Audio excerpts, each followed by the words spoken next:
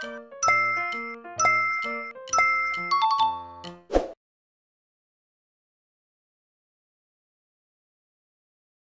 시간 은혜 받으실 하나님의 말씀은 히브리서 12장 5절로 13절 말씀이 되겠습니다. 또 아들들에게 권하는 것 같이 너희에게 권면하신 말씀도 일렀으되 내 아들아 주의 징계하심을 경히 여기지 말며 그에게 꾸지람을 받을 때에 낙심하지 말라. 주께서 그 사랑하시는 자를 징계하시고 그가 받아들이시는 아들마다 채찍질 하심이라 하였으니 너희가 참으면 징계를 받기 위함이라. 하나님이 아들과 같이 너희를 대우하시나니 어찌 아버지가 징계하지 않는 아들이 있으리요. 징계는 다 받는 것이거늘 너희에게 없으면 사생자요 친아들이 아니니라. 또 우리 육신의 아버지가 우리를 징계하여도 공경하였거든 하물며 모든 영의 아버지께 더욱 복종하며 살려하지 않겠느냐. 그들은 잠시 자기의 뜻대로 우리를 징계하였거니와 오직 하나님은 우리의 유익을 위하여 그의 거룩하심에 참여하게 하시느니라. 무릇 징계가 당시에는 즐거워 보이지 않고 슬퍼 보이나 후에 그로 말미암아 연단받은 자들은 의와 평강의 열매를 맺느니라. 그러므로 피곤한 손과 연약한 무릎을 일으켜 세우고 너희 발을 위하여 곧은 길을 만들어 저는 다리로 하여금 어그러지지 않고 고침을 받게 하라. 아멘.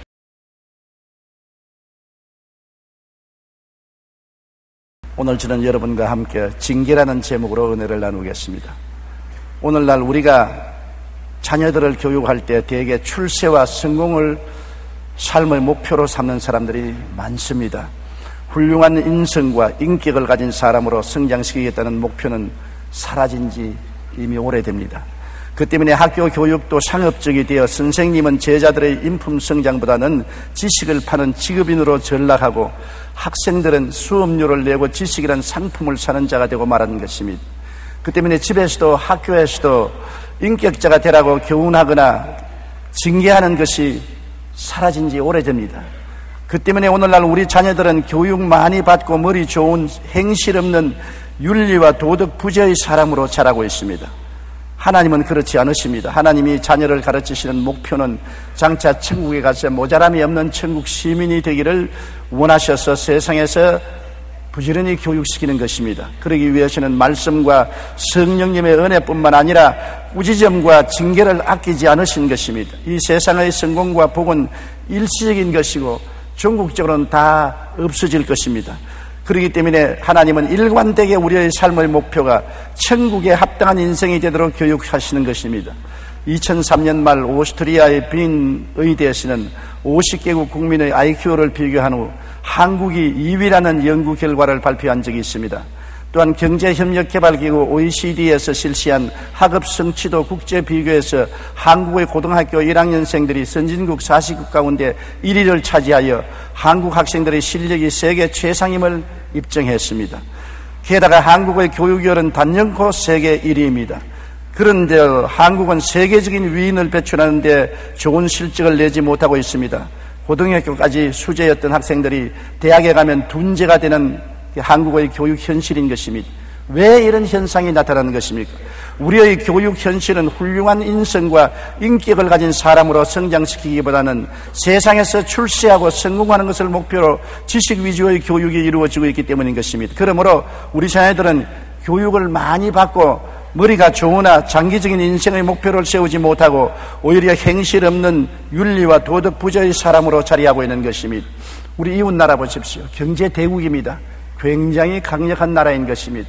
오늘날 세계 원조에도 미국 뒤따라 가장 많은 원조를 하고 있습니다. 그러나 일본이 세계에서 멸시와 천대를 받고 존경을 받지 못하는 것은 윤리가 없고 도덕이 없는 나라가 되었기 때문인 것입니다. 2차 세계대전 이후로 징용과 징병과 또한 많은 악행을 한 것을 진실로 회개하고 보상하고 돌이키는 그러한 행위가 따르지 않았기 때문에 도덕성이 없고 윤리성이 없으므로 존경을 받지 못하고 세계적인 인도를 할 수 있는 나라가 되지 못하는 것을 우리가 알아야 되는 것입니다. 한 사람이 기독교에 대해 불평을 늘어놓았었습니다. 기독교는 사람을 너무 얽매여 못하게 하는 것이 많다. 술도 먹지 말라, 담배도 풀지 마라, 이것도 안 된다, 저것도 안 된다 하면서 하라는 것은 왜 그리 많은지도 많고 너무 간섭이 심하다고 불평을 했습니다. 마침 곁에 있던 기독교인이 이 말을 듣고 그 사람에게 물었습니다. 당신은 1천만 원짜리 피아노를 요리하는 요리대로 사용하면 어떻게 하겠습니까? 그러면 안 되지요. 그럼 최고급 양보로 신발을 닦는 것은 어떻습니까? 그럴 수 없지요. 그럼 빗은 도자기를 강아지 바꿔서 사용하면 어떨까요? 그런 바보 같은 일을 누가 합니까? 왜 그런 것을 질문하지요? 기독교인은 환하게 웃으면서 대답했습니다. 당신의 몸은 온 세상보다 값지고 귀한 보배인 것입니다. 그 귀한 몸에 술을 부어서 술독으로 만들고 담배를 떼어서 꿀독으로 만드는 것이 올바르다고 생각합니까?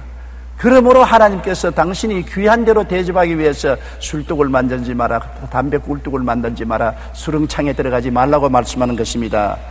맞습니다. 하나님께서 우리를 장차 천국에서 모자람이 없는 천국 시민이 되도록 이 세상에서 교육시킵니다. 그러기 위해 말씀과 성령님의 은혜를 부어주시기도 하지만 징계를 아끼지 아니한 것입니다.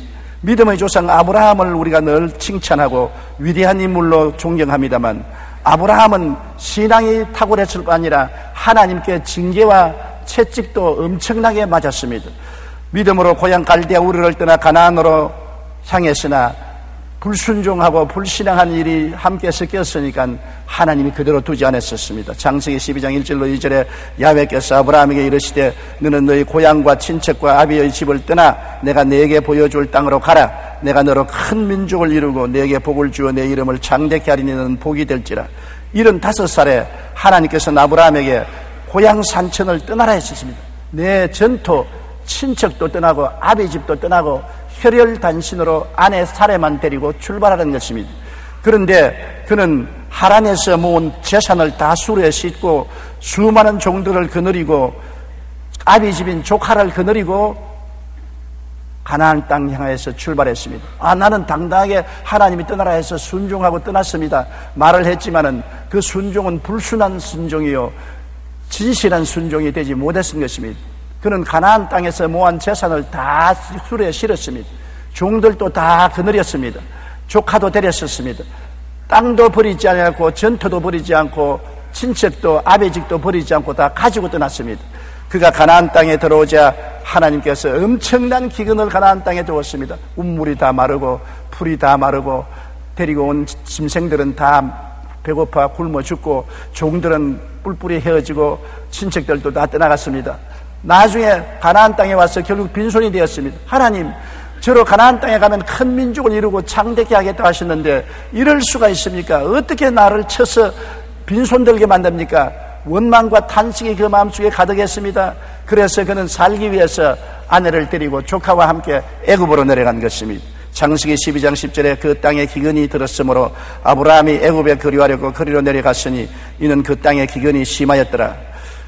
오히려 기근을 당했으면 회개하고 통회하고 자복하고 하나님 앞에 무릎을 꿇고 그 자리에 기다렸으면 될 것인데 하나님은 가나안 땅으로 가라고 했지 애굽으로 가라고 하지 않았었습니다.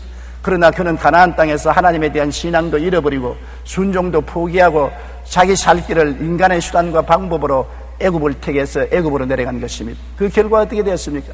아내가 이쁜 연고로 애굽에 가서 바로 왕의 눈에 들었으므로 아내도 빼앗기고 처참한 생활을 했습니다. 아내를 빼앗기고 그 덕분에 많은 물질을 얻어서 살았지만은 비참하게 말로 다 할 수 없었습니다.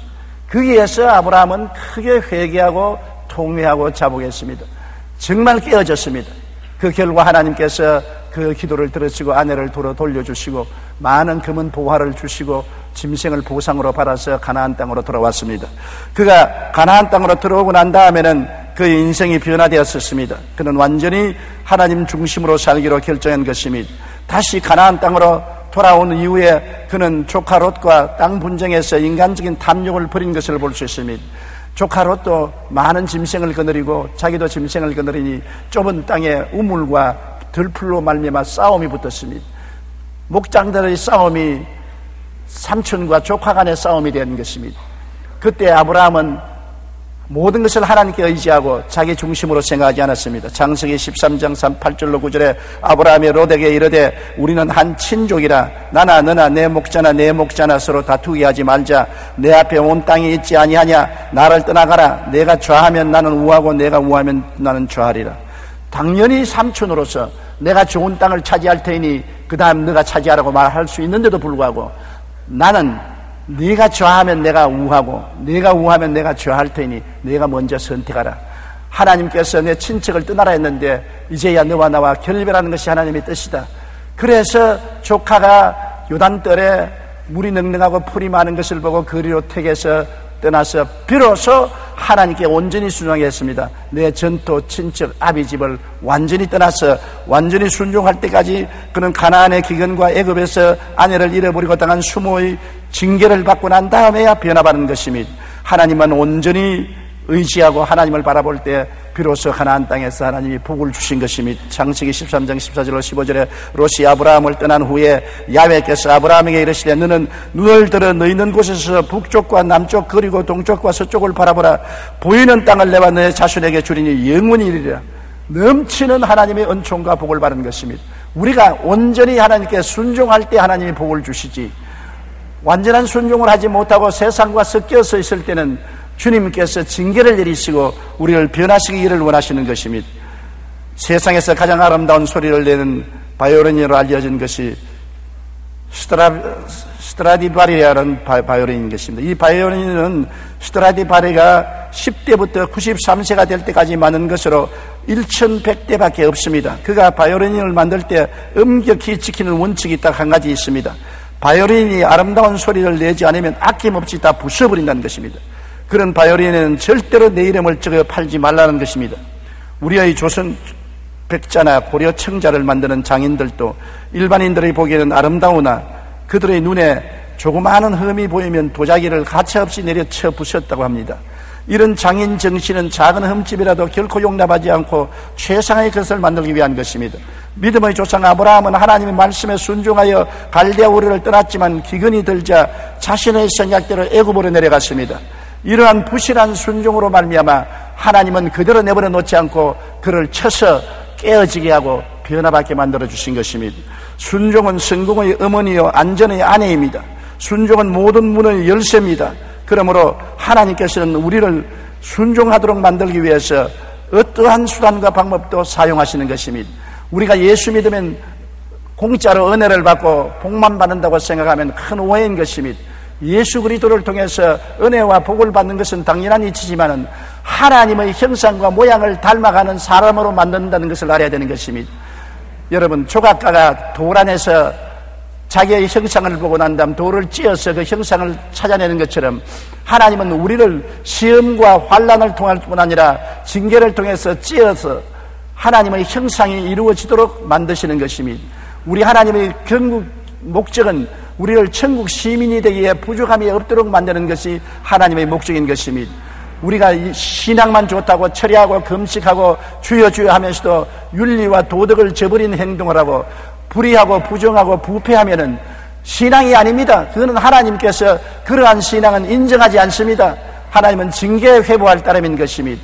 우리가 정의롭고 정직하고 거룩하고 충성스러운 새 사람으로 변화되는 것이 하나님의 목적이기 때문에 그러한 목적을 두고 하나님은 우리를 징계하는 것입니다. 요한일서 2장 15절로 16절에 이 세상이나 세상에 있는 것들을 사랑하지 말라. 누구든지 세상을 사랑하면 아버지의 사랑이 그 안에 있지 아니하니 이는 세상에 있는 모든 것이 육신의 정욕과 안목의 정욕과 이생의 자랑이니 다 아버지께로 온 것이 아니요 세상으로부터 온 것이라고 말하고 있는 것입니다. 우리가 세상을 버리지 못할 때 옛사람을 그대로 입고 신앙생활을 하려고 할 때 징계할 수밖에 없습니다. 예수 그리스도를 믿고 십자가를 통하여 보혈을 통하여 죄와 용서를 받았는데도 불구하고 옛사람 그대로 술 취하고 방탕하고 허랑하고 음란하고 세속에 취해서 살면은 하나님이 그대로 내버려 놓을 리가 없는 것입니다. 우리를 사랑하시기 때문에 징계하고 채찍하시는 것입니다. 우리의 생활에 하나님의 명령이나 뜻을 분명히 알면서도 불순종할 때 하나님은 징계하는 것입니다. 요나가 하나님이 니느웨 성에 가서 외쳐 회개하지 않으면 40일 만에 니느웨 성이 망할 것이라고 하라고 하는 분명한 하나님의 뜻과 명령을 알고도 불순종하여 배를 타고 요바에서 다시스로 도망치다가 큰 풍랑을 만나서 나중에는 물에 빠져 물고기 뱃속에 들어가서 3주야를 고난 당한 것을 우리가 잘 기억하고 있는 것입니다. 불순종할 때 하나님이 우리를 징계하시는 것입니다. 이사야 1장 2절로 5절에 야훼께서 말씀하시기를 내가 자식을 양육하였거늘 그들이 나를 거역하였도다. 소는 그 임자를 알고 나귀는 그 주인의 부유를 알건만은 이스라엘은 알지 못하고 나의 백성은 깨닫지 못하는도다 하셨도다. 슬프다 범죄한 나라요 허물진 백성이요 행악의 종자요 행위가 부패한 자식이로다. 그들이 야훼를 버리며 이스라엘의 거룩하신 일을 마늘이 여겨 멀리하고 물러갔도다. 너희가 어찌하여 매를 더 맞으려고 패역을 거듭하냐고 말씀한 것입니다. 하나님이 패역하고 거역하는 사람을 매를 때리겠다고 성경은 말하고 있는 것입니다. 그뿐 아닙니다. 우리가 게으르고 열심을 버렸을 때, 첫사랑을 버렸을 때, 새 사람으로 살려고 노력하지 않을 때 하나님은 채찍을 때려서 다시 정신을 차리고 마음을 가다듬게 만들어주는 것입니다. 잠언 13장 24절에 매를 아끼는 자는 그의 자식을 미워함이라 자식을 사랑하는 자는 근실히 징계하느니라. 자식을 사랑하면 근실히 채찍을 때리고 징계를 하는 것입니다. 오늘날 우리는 자식을 사랑한다고 하면서 자식이 원하는 대로 내버려 두는 것입니다. 먹고 싶은 것 다 먹고 장크푸드를 먹어 몸이 이렇게 뚱뚱하게 만들고 시간 늦게 텔레비 보고 게임하고 나쁜 친구들하고 사귀어도 부모들이 징계하지 않습니다. 그러므로 점점 폭력 사회로 변화되어 가고 있는 것입니다. 사랑은 근실하게 잘했을 때는 칭찬하고 못했을 때는 징계해야 참 사랑이 되는 것입니다. 징계의 채찍을 아끼는 자는 자녀의 영혼을 잃어버리고 마는 것입니다. 욥기 5장 17절 18절에 볼지어다 하나님께 징계받는 자에게는 복이 있나니 그런즉 너는 전능자의 징계를 업신여기지 말지니라. 하나님은 아프게 하시다가 싸매시며 상하게 하시다가 그의 손으로 고치신다고 말씀하고 있는 것입니다. 우리 하나님은 우리의 부모가 되시기 때문에 우리를 징계하시는 것입니다. 많은 사람들이 삶의 목표를 혼돈하고 있는 것입니다. 먼저 할 건 먼저 하고 나중 할 건 나중 해야 되는 것입니다. 여러분 오늘날 많은 가정이 왜 파괴된지 압니까? 가정에 남편이 사업한다고 집안을 정정 비우고 처자들과 대화하는 시간을 잃어버리고 맙니다. 좋은 집을 짓고 돈을 많이 벌었습니다만 가족은 잃어버리고 마는 것입니다. 혼돈된 것입니다. 아내가 남편을 먼저 섬기지 아니하고 친구들과 사귀고 놀러다니고 운동하러 다닌다고 바빠서 남편 밥상도 잘 차리지 아니하고 남편의 출입도 잘 돌보지 못하면 선우를 바뀐 것입니다. 먼저 할 건 먼저 하고 나중 할 건 나중 해야 되는 것입니다. 우리 예수 믿는 사람도 먼저 그 나라와 그 일을 구해야 되는 것입니다. 그리하면 이 모든 것을 너에게 더하여 주시겠다는 것입니다. 하나님과 그리스도를 섬기는 것을 나중으로 하고 내 육신의 정욕, 안목의 정욕, 이성의 자랑을 먼저 취하면 하나님이 소외되고 버림받지 않겠습니까? 그런데 하나님이 그런 자식들을 사랑하고 품에 품고 복을 주시겠습니까? 징계를 하는 것은 마땅한 일인 것입니다. 히브리서 12장 7절로 8절에 하나님이 아들과 같이 너희를 대우하시나니 어찌 아버지가 징계하지 않은 아들이 있으리요. 징계는 다 받는 것이 오늘 너희에게 없으면 사생자요 친아들이 아니라 나는 마음대로 살아도 하나님이 꾸짖지 아니하신다. 나는 허랑하고 방탕하고 술 취하고 음란해도 교회 나오면 할렐루야 은혜만 주시니 감사하지 않느냐. 왜 너는 그렇게 얻어맞고 신앙고랑 하느냐. 잘못된 상황인 것입니다. 그는 종교는 가졌지만은 하나님의 자녀가 되지 않았기 때문에 하나님이 관심 가지지 않습니다. 남의 자식이 길 앞에서 흙탕물에 뒹군다고 간섭합니까?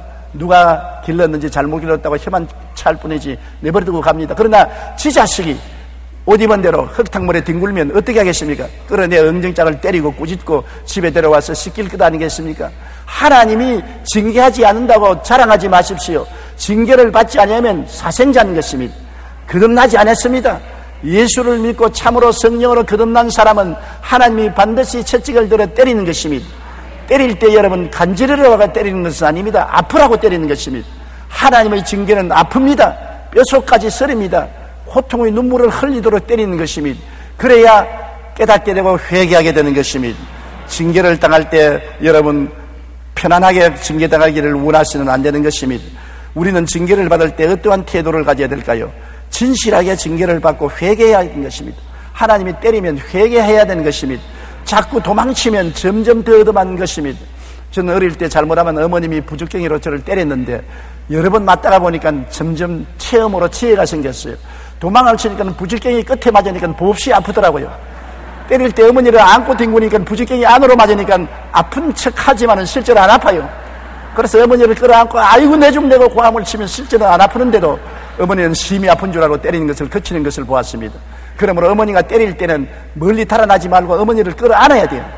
하나님이 때릴 때는 하나님을 끌어안아야 돼요. 하나님을 떠나서 자꾸 도망치면 무지무지하게 아프고 고통스러운 징계를 받게 되는 것입니다. 잠언서 3장 11절로 12절에 내 아들아 야훼의 징계를 경히 여기지 말라. 꾸지람을 싫어하지 말라. 대저 야훼께서 그 사랑하시는 자를 징계하시기를 마치 아비가 그 기뻐하는 아들을 징계함같이 하시느니라고 말했었으며, 요한계시록 3장 19절에 물은 내가 사랑하는 자를 책망하여 징계하노니 그러므로 내가 열심을 내라 회개하라고 말씀하고 있는 것입니다. 그렇기 때문에 괴로움을 당할 때 낙심하지 마십시오. 부모가 꾸짖으면 낙심해서 집안에 들어앉아 밥도 먹지 않고 문을 채워놓고 울기만 하고 있으면 징계의 목적이 달성하지 않지 않습니까? 징계하면 깨어지고 회개하고 털털 털어보고 일어나서 방실방실하여 긍정적으로 징계를 받아들이고 변화받아야 되는 것입니다.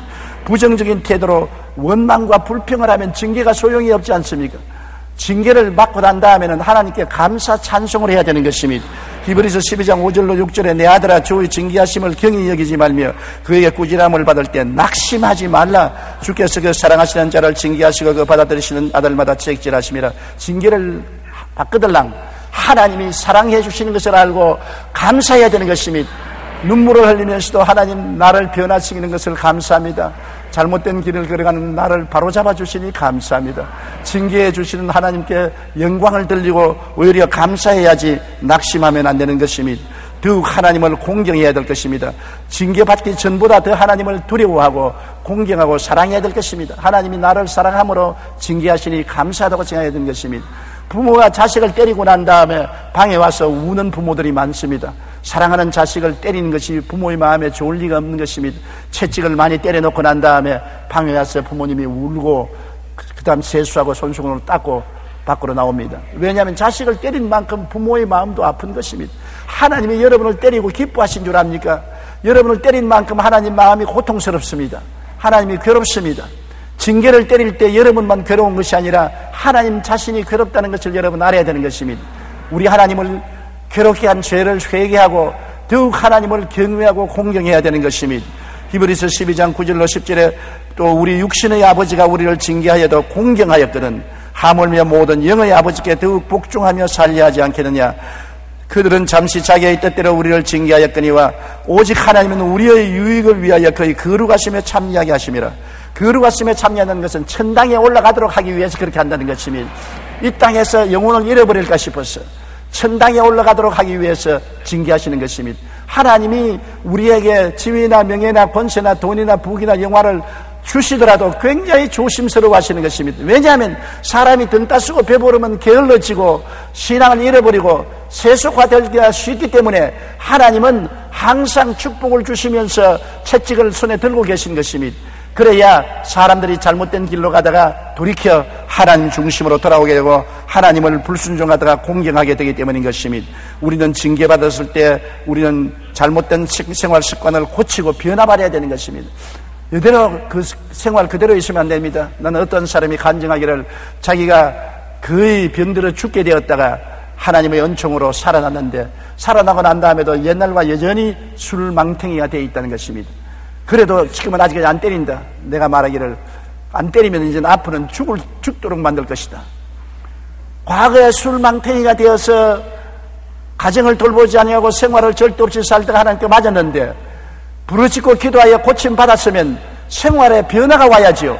또다시 술을 먹고 정신없이 생활하면 하나님이 그 다음에는 영혼을 데려가실 수가 있는 것입니다. 잘못된 생활 습관을 고쳐야 되는 것입니다. 잠언서 20장 30절에 상하게 때리는 것이 악을 없이 하나니 매는 사람 속에 깊이 들어가느니라. 상하게 때리는 것은 악을 없애기 위해서 때리는 것이기 때문에 악을 내가 제거해야 되는 것입니다. 얻어맞고도 악을 제거하지 아니하면 징계는 점점 심해지는 것입니다. 우리는 하나님의 징계를 받고 난 다음에는 정의롭고 진실하고 거룩하고 충성스럽고 탐욕을 버리고 깨어지고 겸손한 사람이 되어야 되는 것입니다. 에베소서 4장 23절로 24절에 오직 너희 심령이 새롭게 되어 하나님을 따라 의와 진리의 거룩함으로 지으심을 얻은 새 사람을 입어라. 징계는 우리를 새 사람이 되게 하도록 만들기 위해서 그렇게 하는 것입니다. 황골 탈퇴하여 완전히 생각도 행동도 달라져야 되는 것입니다. 어떠한 사람은 사업을 잃어버리고 돈을 다 잃어버리고 가족도 다 잃어버리고 빈손 들고 낭패가 되었으나 깨어지지 아니하고 회개하지 아니하고 하나님을 원망하는 사람들을 보았었습니다. 그런 사람은 다시 변화될 기회를 잃어버린 것입니다. 우리는 인생을 살면서 우리의 삶의 목표를 분명히 하고 살아야 되는 것입니다. 예수 믿는 사람 세상을 떠나라는 말은 안 했습니다. 세상과 같이 모든 사람들과 더불어 열심히 경쟁하고 일하고 살아나가야 되는 것입니다. 또한 세상에서 예수 믿는 사람은 하나님이 머리가 되고 꼴이 되지 않고 위에 있고 아래 내려가지 않고 남에게 꾸어줄지라도 꾸지 않기를 원하시는 것입니다. 왜냐하면 예수 믿는 사람이 남에게 얻어먹는 것보다 주어야 전도가 되지, 예수 믿는 사람이 남에게 얻어먹으면 전도가 되지 아니할 것입니다. 여러분, 예수 믿는 사람이 지위가 높아져서 낮은 사람을 잘 돌보고 훈계하면 그 훈계를 들을 것인데, 거지가 여러분에게서 훈계하면 웃기는 소리 하지 마라, 네 팔자나 고쳐라고 말할 것입니다. 높은 사람이 와서 우리 발을 씻으면 우리가 감동을 하는데, 거지가 와서 발을 씻어주겠다면 거부하고 감동하지 않습니다. 예수 믿는 사람이 높은 사람이 되어서 우유 사람을 돌봐주면 감화와 감동을 줄 수가 있고 그리스도의 복음이 전파될 수 있습니다. 예수 믿는 사람이 잘 살아서 남을 도와주고 남에게 은혜를 끼치면서 복음을 전해야지, 남에게 도움을 받고 손을 내밀고 구걸하면서 전도해서는 소용이 없습니다. 거지가 각설이 춤을 추면서 예수 믿으라 하면 믿을 사람이 있겠습니까? 장래에 왔던 각설이 올해도 안 죽고 왔네 하고 징계하면서 예수 믿으시오 하면 사람들이 뭐라고 할 것입니까? 미쳤다고 할 것이 아닌 것입니까? 여러분, 그러므로 우리는 주님 안에서 축복받기를 하나님이 원하시는 것입니다. 그러나 축복을 받되 삶의 목표를 바꾸지 말라는 것입니다. 하나님 나라와 그 의를 먼저 구하는 목표를 분명히 하고 이 땅에서 축복을 누리라는 것입니다. 그 나라와 그 의를 먼저 구할 때 하나님 모든 것을 더하여 주시지요. 모든 것을 더하는 것에 목표를 두고 하나님을 섬기는 것을 차후로 이루면 안 되는 것입니다. 목표를 분명히 한 인생을 살아야 되는 것입니다. 히브리서 12장 11절로 13절에 무릇 징계가 당시에는 즐거워 보이지 않고 슬퍼 보이나 후에 그로 말미암아 연단받은 자들은 의와 평강의 열매를 맺느니라. 여러분, 징계를 잘 받으면 마음이 편안해지고 의로운 열매를 맺게 되는 것입니다. 그러므로 피곤한 손과 연약한 무릎을 일으켜 세우고 너희 발을 위하여 곧은 길을 만들어 저는 다리로 하여금 어그러지지 않고 고침을 받게 하라. 삶의 목표를 분명하고 변화를 받으라는 것입니다. 미국의 한 철도 회사에서 두 사람이 도랑 파는 일을 하고 있었습니다. 한 사람은 이 일을 시작한 지 얼마 안 되었고 또 한 사람은 수십 년 동안 도랑만 파고 있었습니다. 그런데 시작한 지 얼마 안 되는 사람이 전날 밤에 수십 년 동안 도랑 파는 일만 하던 선배가 리무진을 타고 온 회장과 저녁 식사를 하고 헤어지는 것을 보고 깜짝 놀랐습니다. 그 다음날 아침에 그에게 물었습니다. 어제 회장님이 리무진에서 내린 사람이 선배 맞습니까? 맞네. 내가 이제 회장님과 저녁을 어제 먹었다네. 이 말에 젊은 사람은 이상하게 물었습니다. 아니, 어떻게 회장님과 같이 식사를 할 수 있으셨는지요? 나이 든 선배는 이렇게 말했습니다. 회장과 나는 오랜 친구일세. 우리는 똑같이 오래전에 도랑 파는 일을 같이 시작했다네. 회장은 도랑을 팔면서도 꿈이 분명해서 꿈을 성취하기 위해서 늘 노력하고 연구하고 공부하고 애를 썼으나 나는 돈 버는 일에만 관심을 가지고 도랑 파는 데 열심히 했어. 세월이 지나가자 기회가 오는데 회장은 시험을 쳐서 승진해서 회장이 되고 나는 지금까지 도랑 파는 팔자가 되고 말았네. 여러분, 인생을 어찌 살 건지 꿈과 희망을 갖고 삶의 목표를 분명히 하는 사람이 발전하지, 삶의 희망도 목표도 없이 그냥 뜨돌이 인생을 사는 사람은 결코 성공하지 못합니다. 그 나라와 그 일을 먼저 구하며 하나님 앞에서 주어진 인생의 분명한 목표와 꿈을 가지고 살아야 되는 것입니다. 목표와 꿈이 없는 사람은 이 세상에서 늘 불평 원망만 하는 뜨돌이 인생이 되고 마는 것입니다. 징계는 슬프고 괴로운 체험입니다. 매를 즐거워할 사람은 없습니다. 그러나 징계는 우리를 자라게 하고 변화받게 하는 것입니다. 징계를 잘 받아들이고 나면 더 정의롭고 마음에 깊은 평안을 갖게 되고 하나님과 더 친밀한 사이가 되고 하나님의 거룩함에 참여할 수 있게 되는 놀라운 은총을 입게 되는 것입니다. 세상에서 가장 아름다운 향수는 발칸 산맥의 장미에서 나오는 향수라고 합니다. 그 가운데도 가장 춥고 어두운 자정에서 새벽 2시 사이에 딴 장미에서 최고급 향수가 생산되는 것입니다. 그 이유는 장미가 바로 그런 환경 속에서 가장 강한 생명력을 발산하면서 가장 향기로운 향을 뿜어내기 때문인 것입니다. 징계는 슬프고 괴로운 체험입니다. 그러나 징계를 잘 받아들이고 나면 우리는 하나님과 친밀한 사이가 되고 하나님의 거룩함에 참여하게 되고 아름다운 하늘나라 시민이 될 수가 있는 것입니다. 그러므로 우리 인생에 징계가 없다고 자랑하지 마십시오. 크고 적은 징계가 오거든 항상 감사하고 깨어지고 회개하고 변화를 받아 하나님이 기뻐하시고 선하신 일을 따라 사는 여러분 되시기를 주님 이름으로 축원합니다. 우리 기도드리겠습니다. 사랑하신 우리 아버지 하나님, 우리가 이 세상에 사는 동안에 예수를 믿고 하나님의 은혜를 받을 뿐 아니라 많은 징계와 채찍도 받습니다. 징계는 슬프고 괴로운 체험입니다. 매를 즐거워할 사람이 누가 있겠습니까? 그러나 징계를 받아야 우리가 자라고 징계를 받아야 회개하고 깨어지고 변화받게 되는 것을 알고 있습니다. 징계를 겸손하게 잘 받아들이고 우리는 더 회개하여 정의로운 사람이 되고 깊은 평안을 얻게 되게 도와주시옵소서.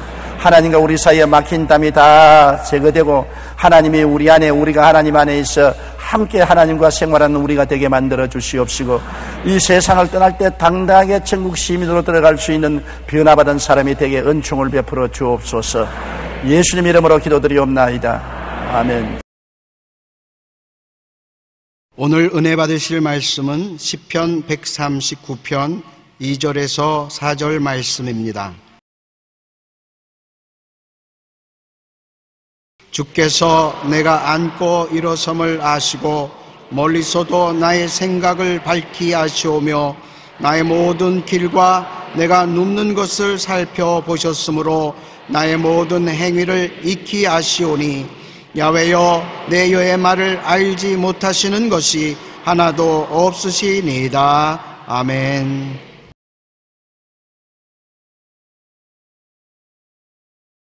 저는 오늘 원수 갚는 것이라는 제목으로 은혜를 나누고자 합니다. 우리에게는 친한 친구가 있는가 하면 원수도 꼭 있습니다. 놀라운 것은 그 미운 원수가 집안 식구일 때가 있고 나의 아주 절친한 친구가 원수로 변할 때도 있습니다. 정치를 하면 정치적인 원수도 생겨나고 우리나라처럼 남북이 갈라져서 원수가 되어 있기도 하고 신앙생활하는 사람에게는 영적인 원수인 마귀와 귀신들이 언제나 우리를 대적하고 있는 것입니다. 우리는 원수 갚기를 바라고 하나님께 원수를 갚아 주시라고 기도할 때도 있는 것입니다. 제가 어느 텔레비전 프로그램을 보다가 참 웃지 못할 일을 보았습니다. 두 사람씩 나와서 단어를 맞추는 게임을 하고 있었습니다. 그게 한 노 부부가 그 게임에 나왔는데 할아버지가 단어를 설명하면 할머니가 그것이 무슨 의미인지 의미를 맞추면 상급을 받는 것입니다. 그래 할아버지가 천생연분이라는 단어를 보고 설명하기 시작했습니다. 그 할머니가 알아듣도록 천생연분을 설명을 하는 것입니다. 할멈, 우리 사이를 무엇이라고 말하지? 당신하고 나의 사이를 무엇이라고 말하지? 그러자 할머니가 텔레비에서 보니까 얼른 대답을 합니다. 왼수. 당황한 할아버지가 아니 두 글자가 아니야 네 글자야 네 글자. 그 할머니가 그래? 그러면 평생 왼수.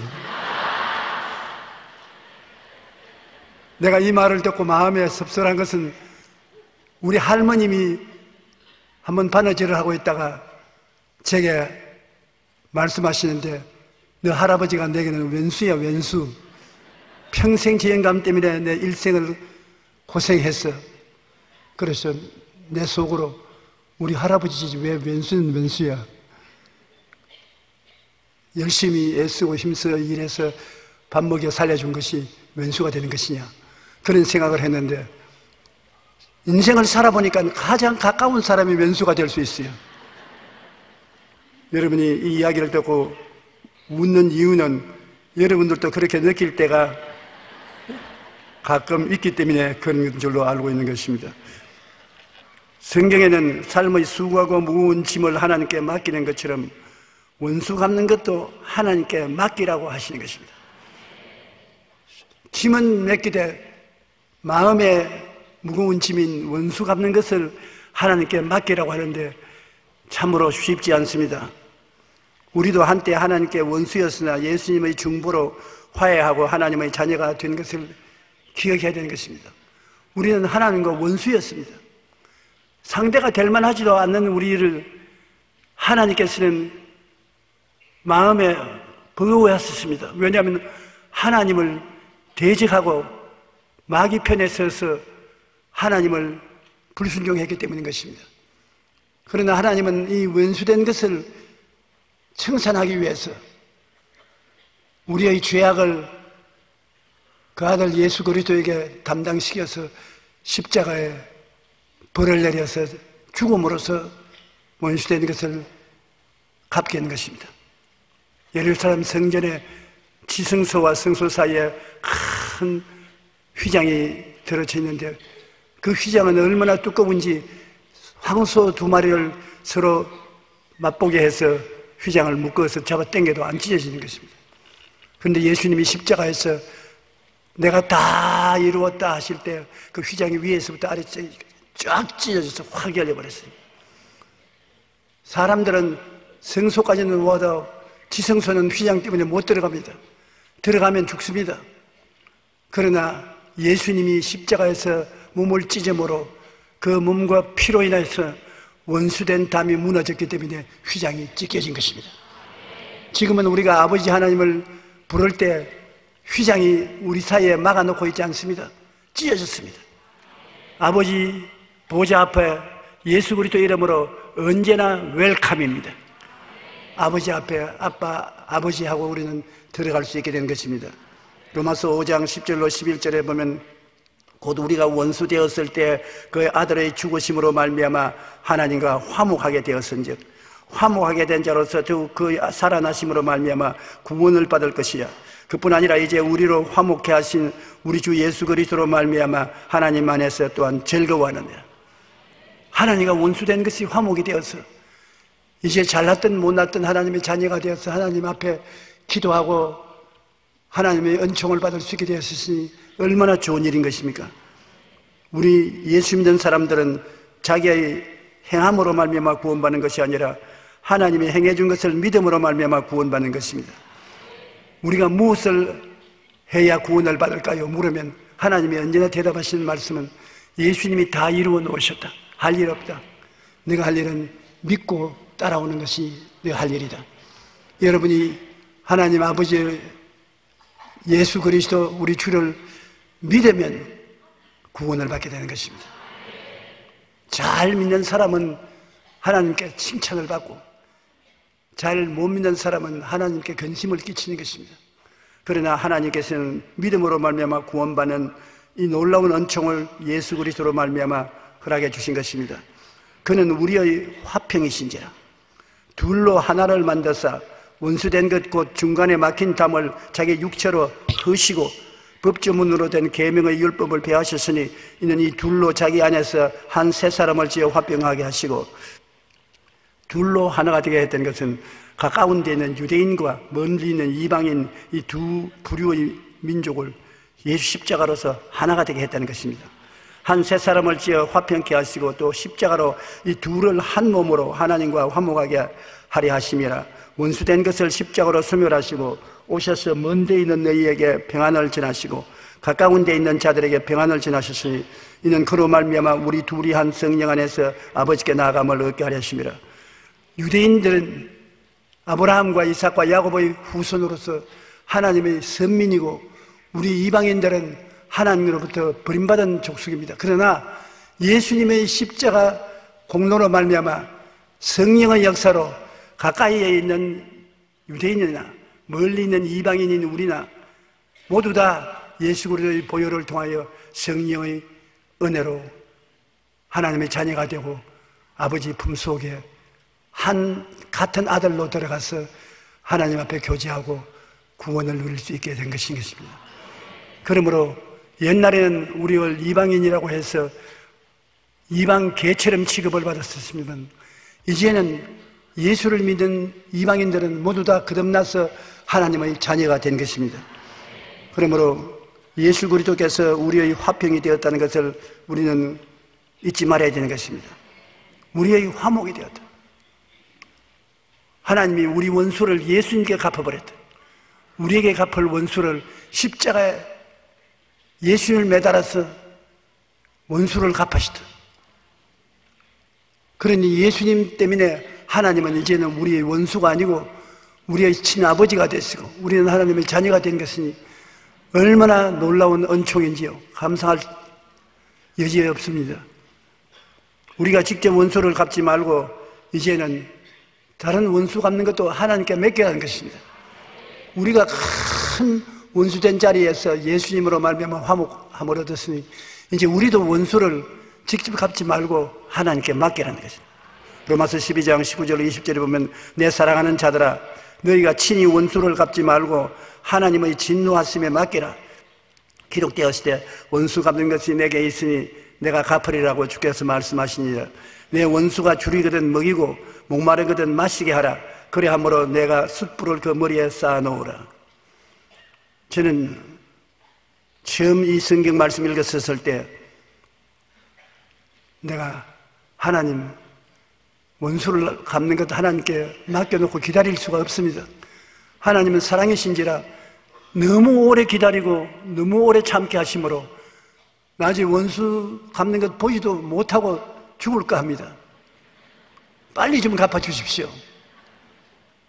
그렇게 생각하고 있는데 하루는 기도하는데 하나님이 내가 너희 원수를 갚아달라고 하는데 네가 그 원수보다 더 나쁜 원수이면 어떻게 되겠느냐? 너부터 먼저 벌을 받아야 될 것 아니냐? 우리 모든 사람이 죄를 지었음에 죄 없는 자가 아무도 없습니다.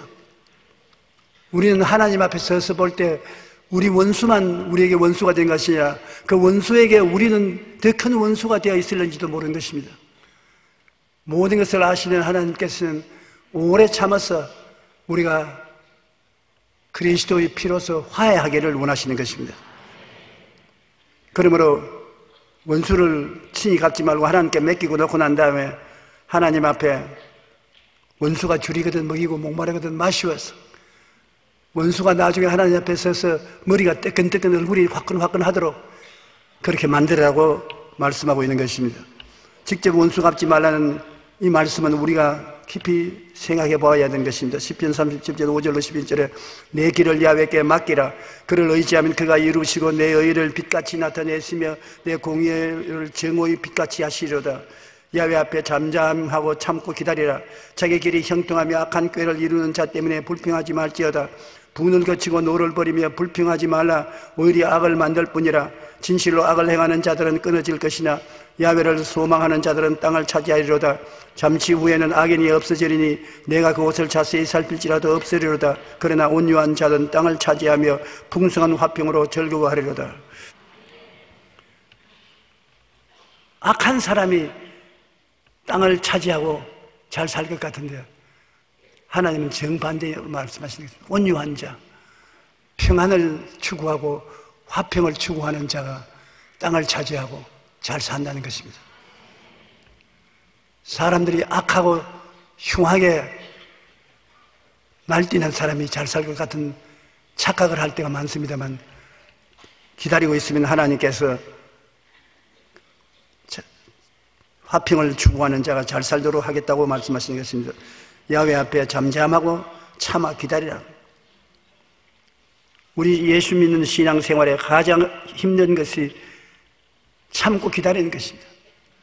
그러나 하나님이 아주 귀하게 여기는 것은 오래 참는 것입니다. 믿는다는 것도 하나님께 기도하고 오래 참는 것입니다. 사랑한다는 것도 잘못을 뛰어넘어서 덮어주고 오래 참는 것입니다. 천국에 들어갈 사람은 예수 그리스도의 부르심을 오래 참고 기다리는 것입니다. 신앙에 관한 모든 것이 오래 참고 기다리는 것에 연결되어 있는 것입니다. 참지 못하면 신앙이 안 되는 것입니다. 신앙은 참고 또 참고 더 참는 것이 신앙이 되는 것입니다.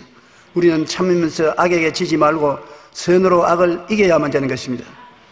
하나님 앞에 억울한 사연을 갚아주시도록 골방에 들어가서 부르짖어 기도하고 참고 기다리는 것입니다. 마태복음 6장 6절에 너는 기도할 때 내 골방에 들어가 문을 닫고 은밀한 중에 계신 아버지께 기도하라. 은밀한 중에 보시는 내 아버지께서 갚으시리라. 사람들이 몰라봐도 골방에 들어가서 하나님께 간구하고 부르시면 하나님은 골방에서 부르짖는 여러분의 기도를 다 들으시고 갚아주신다는 것입니다. 성경에 보면은 누가복음 18장 3절로 7절에 한 과부가 재판관 앞에 나와서 간구하는 기도를 주님께서 설명하고 있는 것입니다. 하나님을 두려워하지 않냐고 사람을 무시하는 재판관이 있었는데 그 도시에 억울함을 당한 과부가 재판관에게 나와서 내 원수에 대한 원한을 갚아주소서. 재판관이 본 척도 안 하고 들은 척도 안 합니다. 이 과부는 백도 없고 돈도 없고 도와줄 사람도 없습니다. 외롭고 서슬한 사람이 재판관에게 나와서 부르짖습니다. 직접 재판소 앞에 들어가지도 못하니 재판소 문 밖에 엎드려서 재판관이 들어오면 나의 원수에 대한 원한을 갚아주소서. 하루 종일 거기 엎드려서 요사이 말하면 데모를 하다가 재판관이 일을 다 보고 집에 돌아가려고 나올 때 또 그 자리에 엎드려 있는 그대로 머리를 땅에 부딪히면서 내 원수에 대한 원한을 갚아주소서 합니다. 재판관이 저러다가 그만 말지 싶어서 그건 내 못 본 채는데 봄이 가고 봄이 오고 여름이 오고 여름이 가고 가을에 낙엽이 떨어지고 눈보라가 치는데도 여전히 그 과부가 거기 엎드려 있습니다. 나중에는 재판관이 출근하고 퇴근할 때만 보는 것이 아니라 꿈속에도 나타나는 것입니다. 이거 견딜 수가 없습니다. 그래서 내가 그를 불쌍히 여겨서 도와주는 것이 아니다. 나는 하나님을 무시하고 사람도 무시하고 내가 잘난 줄로 알고 살고 있는 사람인데 저 과부 때문에 내가 정신 노이로제가 걸리겠다. 그래서 그 과부의 인내 때문에 재판관이 원한을 풀어주었다고 말하고 예수님께서 이 이야기를 통해서 뭐라고 말하면 하물며 하나님께서 그 밤낮 부르짖는 택하신 자들의 원한을 풀어주지 아니하시겠느냐, 그들에게 오래 참으시겠느냐. 이 불의한 재판관이 과부의 탄원을 들어준 것처럼 하나님은 자비하시고 긍휼이 넘치시는 하나님이신데 하물며 그 자녀들이 와서 통곡하고 부르짖으며 하나님 앞에 기다리는 자들의 기도를 안 들어주시겠느냐. 속히 들어주실 것이다. 이 말은 하나님의 자녀들이 기도할 때 하나님 앞에 오래 기다리지 못한다는 것입니다. 조금 하다가 하나님이 응답해 주지 않는다고 낙심해서 그만 모든 것을 포기해버리고 마는 경향이 많이 있기 때문에 항상 기도하고 낙심하지 말라고 하나님께서 말씀하신 것입니다. 여러분이 기도했으면 몇 년을 계수해서 기도한 적이 있으신 분도 있을 것입니다. 가장 낙심할 위기에 처했을 때 그때가 여러분 기도 응답이 가장 가까이 올 때인 것입니다. 우리는 참고 하나님 앞에 기도하고 주님 이름으로 원수를 갚아달라고 해야 되는 것입니다. 우리가 원수를 저주하는 대신 주님 이름으로 복을 빌라고 성경에는 말씀했는데 여러분 친구를 위해서 복을 비는 것도 힘든데 원수가 잘 되라고 복을 비는 것은 진짜로 힘든 일이지요. 그러나 우리 주를 믿는 사람은 이러한 기도에 부모랭 효과가 있는 것입니다. 누가복음 6장 27절로 28절에 보면 너희 듣는 자에게 내가 이르노니 너희 원수를 사랑하며, 원수를 그냥 보고 지나가라 하면 그건 될 수는 있겠는데 원수를 사랑하라 하니 그거 참 힘든 일이겠습니다. 너희를 미워하는 자를 선대하며 너희를 저주하는 자를 위하여 축복하며 너희를 모욕하는 자를 위하여 기도하라. 아멘 소리가 그렇게 작지 않아요. 솔직히 힘든 일인 것입니다. 로마서 12장 14절로 17절에 너희를 박해하는 자를 축복하라. 축복하고 저주하지 말라. 우리를 박해하는 자를 축복하고 저주하지 마라. 나는 축복도 저주도 안 할랍니다. 그렇게 말할 자도 있을 것입니다. 그러나 우리를 박해하는 자를 축복하고 저주하지 말라고 명령하고 있는 것입니다. 즐거워하는 자들과 함께 즐거워하고 우는 자들과 함께 울라. 서로 마음을 같이하며 높은 데 마음을 두지 말고 도리어 낮은 데 처하며 스스로 지혜 있는 채 하지 말라. 아무에게도 악을 악으로 갚지 말고 모든 사람 앞에서 선한 일을 도모하라. 악을 악으로 갚지 말라. 악을 악으로 심어놓으면 더 큰 악이 되어서 우리에게 다가오는 것입니다. 악한 자에게 선을 베풀면 선을 심어놓은 만큼 굉장한 축복이 되어서 우리에게 돌아오게 되는 것입니다.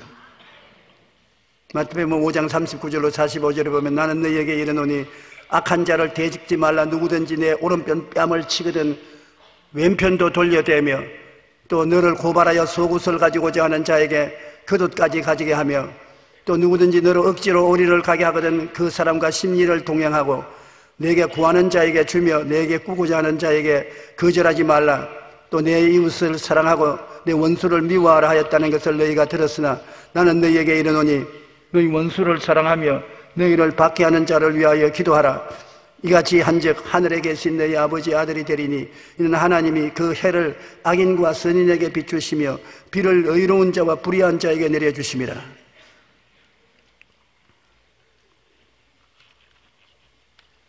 참 좋은 말씀이지요. 실행하기 너무나 힘든 말씀입니다. 그러나 하나님이 우리에게 부탁하는 말씀이므로 우리가 이것을 우리 생애 속에 생각하고 바라보고 믿고 입으로 시인해서 성령이 이런 성격을 우리에게 허락해 주도록 해야 될 것입니다. 사람의 힘으로 힘든 일입니다. 그러나 우리 예수 믿는 사람이 안 믿는 사람과 다른 것은 우리 힘으로 못하는 것 성령님이 도와주시면 할 수 있는 것입니다. 그러므로 우리가 성령님의 도움을 항상 간구하십시오. 원수를 사랑하며 너희를 박해하는 자를 위해서 기도하라는 이 일은 성령께서 역사하지 않고는 힘든 일인 것입니다. 그러나 하나님께서 할 수 없는 일을 하라고 요구하지 않습니다. 할 수 있기 때문에 요구하는 것이므로 우리가 성령께 도움을 청하면 이런 일을 할 수가 있게 되는 것입니다. 우리가 다윗의 생애를 보면 다윗은 하나님 앞에 믿음이 탁월할 뿐 아니라 원수 갚는 것을 갚지 않은 것에 대해서 다윗이 위대한 것입니다. 다윗이 하나님의 기름 부음을 받아서 골리앗을 쳐서 이기고 이스라엘의 장군이 되어서 가는 곳마다 블레셋 사람이나 원수들을 물리치고 나니까 이스라엘 백성들의 사랑이 사울 왕에게서 떠나서 다윗에게 기울어졌습니다. 전쟁에 갔다 돌아오면 여인들이 춤을 추고 북을 치면서 사울이 죽인 원수는 천천이고 다윗이 죽인 원수는 만만이라고 했습니다. 그 말을 들으니까 사울 왕의 마음속에 질투심이 불타기 시작한 것입니다. 뭐 어쩌고 어째 나는 천천히 원수를 죽였으나 다윗은 만만의 원수를 죽였으니 결국 다윗이 얻을 것은 내 보좌밖에 더 있냐. 그때로부터 다윗을 죽이려고 했습니다. 수차례 다윗을 죽이려고 했으나 다윗이 잘 피했는데 한 번은 다윗이 도망을 쳐서 산에 있는 바위 굴 속에 숨어 있었습니다. 몇천 명의 군인을 거느리고 다윗을 죽이려고 따라오던 사울 왕이 배가 아파서 뒤를 좀 보아야 되겠습니다. 그래서 보니 굴이 있는지라 굴에 들어가서 허리춤을 까고 뒤를 보는데 바로 그 뒤에 다윗이 쪼그리고 앉아 있습니다. 그래서 다윗의 보좌관이 하는 말이 하나님이 사울을 당신 손에 맺겠습니다. 저 엉덩이를 한 칼에 그냥 찔러버리십시오. 하나님이 그렇게 하라고 했습니다. 그러나 다윗이 하는 말이 에라 그런 소리 하지 마라. 하나님이 기름 부으신 자를 내가 감히 어떻게 손을 대느냐. 그가 타락한 임금이 되어서 나를 죽이러 따라다니시라도 하나님의 기름 부으신 자를 내가 칼로서 치지 못하리다. 그가 전쟁의 원수의 손에 죽을는지 병들어서 죽을는지 하나님이 정할 것이지 하나님의 기름 부은 자에게 손 안 된다. 그 다윗의 부하는 가슴을 쳤습니다. 이 좋은 기회에 그냥 한 칼에 찔러버리면 나라가 바뀌어질 것인데 그러나 그렇지 않습니다. 그는 뒤를 잘 보고 그곳에서 나가서 다윗은 그 구린내만 실컷 맞고 뒤따라 나왔었습니다. 다윗은 하나님의 기름 부으신 자에게 손 안 대겠다는 것입니다. 주의 종에게는 손 안 된다. 하나님이 다윗을 극히 존경한 것은 기름 부은 자에게 손대지 않고 하나님이 보내신 자를 해하지 않은 것입니다. 성경에 하나님이 친히 그렇게 말했던 것입니다. 나의 기름 부은 자에게 손대지 말라. 내가 보낸 자를 해하지 말라. 여러분, 주의 종은 하나님이 택해서 주의 종이 되는 것입니다. 주의 종은 지원자가 주의 종이 안 됩니다. 내가 아무리 지원해서 주의 종이 되겠습니다 하고 하나님께 나와도 하나님이 서지 않습니다. 주의 종은 하나님이 택하신 것입니다. 그래서 하나님이 사용하시는 것이기 때문에 파면시킬 때도 하나님이 파면시키는 것입니다. 하나님께 맡겨야죠. 그 다윗이 원수를 갚지 않았습니다. 원수가 자기 손안에 들어왔는데도 불구하고 하나님께 맡기고 원수를 갚지 않았습니다. 자기 몸에서 나온 압살롬이 아버지를 죽이고 왕권을 차지하기 위해서 반란을 일으키는 것입니다. 군대를 동원해서 아버지를 치기 때문에 예루살렘에서 다윗이 쫓겨나와서 시골로 피란을 갑니다. 자기 친자식에게 쫓겨가는 것입니다. 그렇게 많은 군인들과 피란민들을 함께 대동하고 예루살렘을 나와서 시골길을 걸어가는데 그 옆 산비탈로 시므이라는 사울 왕의 친척이 된 사람인데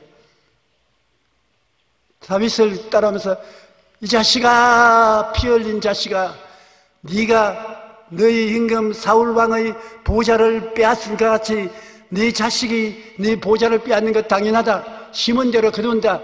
에세 이놈아 잘라라. 피 흘린 모든 잘못을 하나님이 네가 갚게 하신다. 그러니까 다윗을 따라오던 장군들이 하는 말이 임금님, 저놈을 가서 단칼에 목을 날려버릴까요? 어디 감히 우리 임금님을 모욕하다니 저는 나쁜 놈이 어디 있습니까?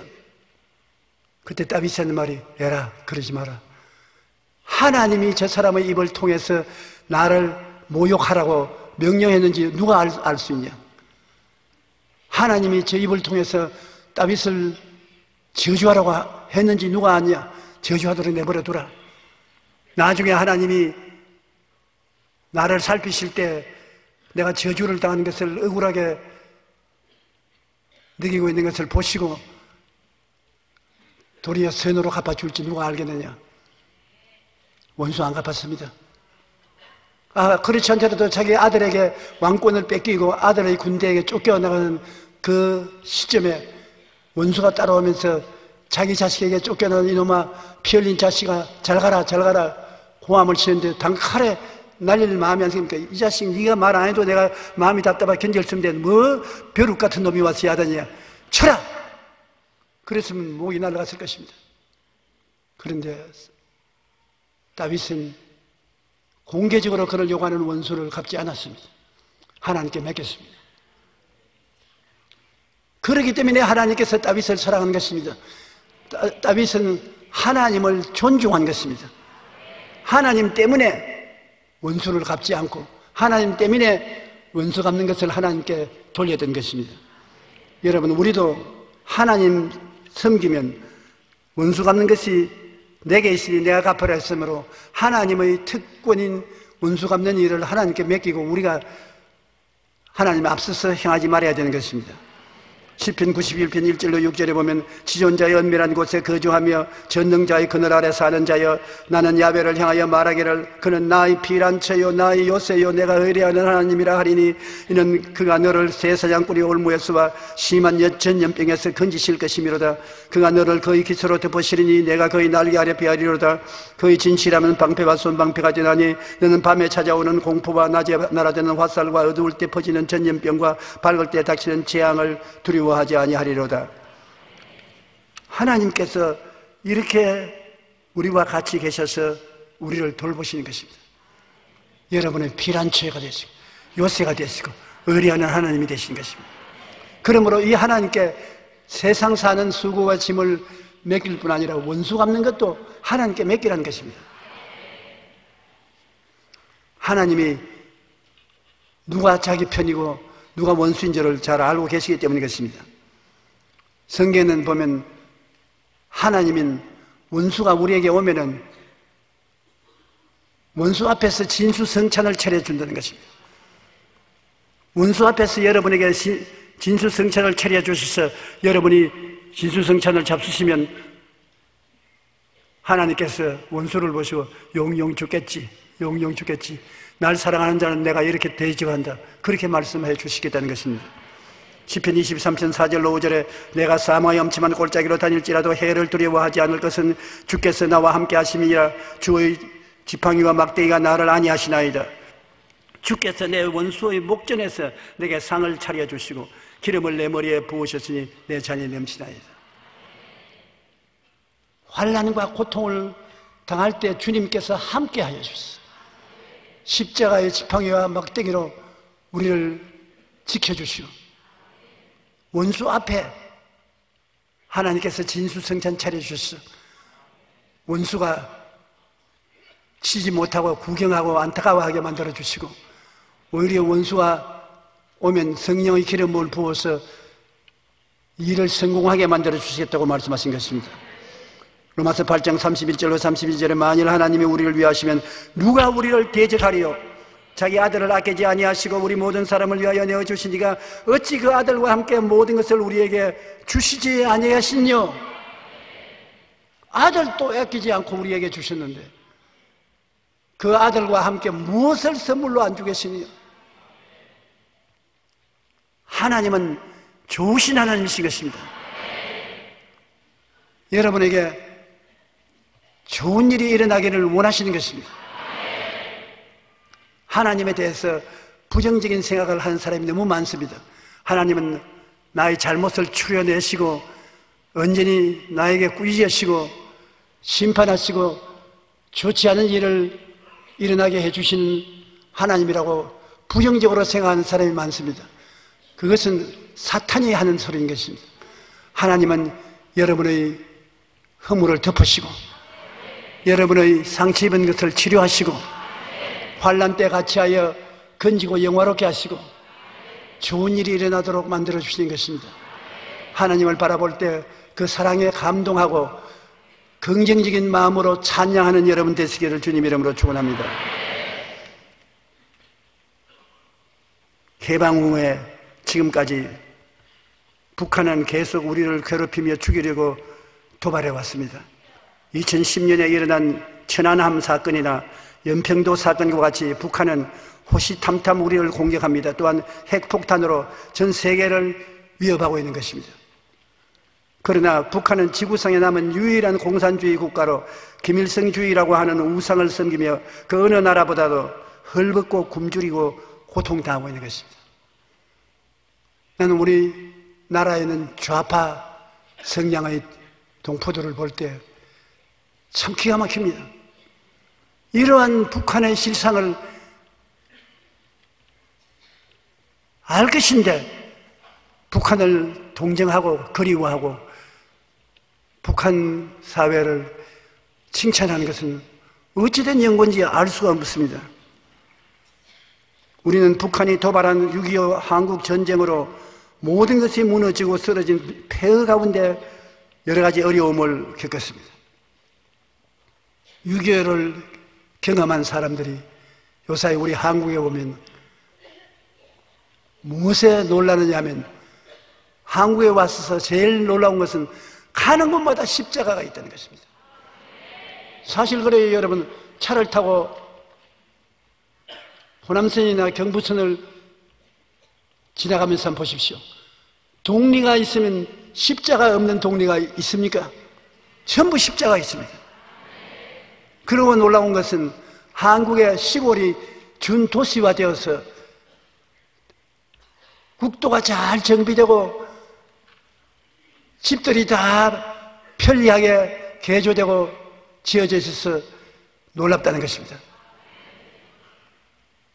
제가 6.25 사변 난 이후로 서울로 공부하러 왔을 때도 보면 서울 시내 높은 빌딩이라고는 몇 개밖에 없었어요. 시골은 정말 오늘날 아프리카에 가서 볼 수 있는 그런 도시 형태에 있었습니다. 그런데 요사이 저희가 중수도시나 시골로 집회하러 내려가 보면 꼭 구라파에 온 것이나 미국에 온 것과 같은 생각이 납니다. 얼마나 잘 살게 됐는지 모릅니다. 정말로 깜짝 놀랄 만큼 우리가 잘 살게 된 것입니다. 왜 그렇게 됐느냐? 우리가 오늘날 세계 정상 11권의 경제 대국이 된 것입니다. 원조받던 나라에서 원조를 하게 되었습니다. 또한 88 올림픽을 개최했을 뿐 아니라 2018년 동계 올림픽 개최를 앞두고 세계 가운데 우뚝 서게 되었습니다. 오늘 우리가 이처럼 잘 사는 나라가 된 것은 그동안 하나님을 모르고 기독교 불모지였던 이 땅에 복음이 전파되어 곳곳마다 십자가가 세워지고 기도하고 전 세계로 선교하며 부러지는 한국 교회가 되었다는 것입니다. 참으로 60년 전에 우리가 모여서 한국에 예수 믿는 사람 100만 명만 되어도 하나님이 크게 축복해 주실 것이라고 이야기를 하고 한국의 100만 성도를 위해서 노력하자고 박용목 목사님 중심으로 우리 부흥사들이 모여서 각오를 하고 기도를 했습니다. 그런데 그 60년 동안에 100만 명이 아니라 1천만 명이 된 것입니다.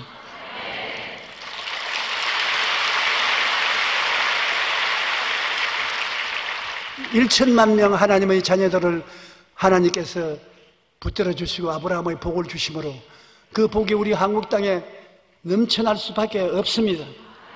여러분 때문에 이 땅이 복을 받고 있는 것입니다. 하나님이 여러분을 사랑하기 때문에 여러분에게 영혼이 잘됨같이 범사에 잘되며 강건하게 만들기 위해서 여러분의 집안과 환경을 잘되게 만들어 주신 것입니다. 오늘날 우리가 복음을 전도하고 교회를 흥왕케 하는 것이 제일 큰 애국인 것입니다. 왜냐하면 그 나라와 그 일을 먼저 구하라. 그러면 내가 이 모든 것을 너에게 더해 주시리라.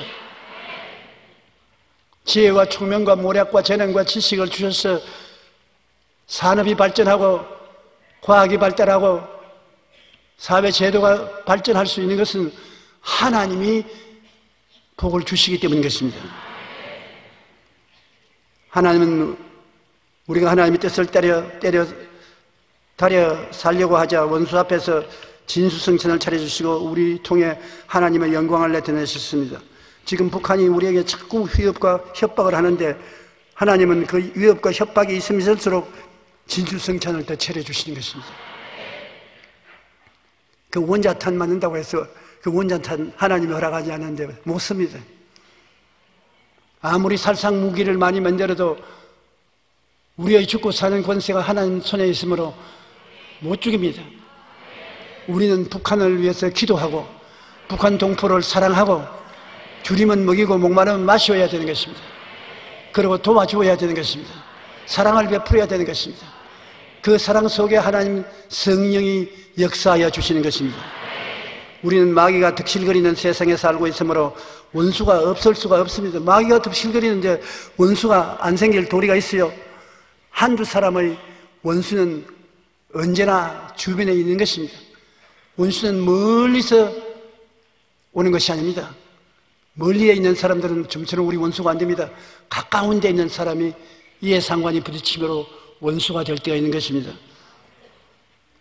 그러나 원수를 볼 때 하나님께서 그 원수도 사랑하고 있다는 것을 잊지 말아야 되는 것입니다.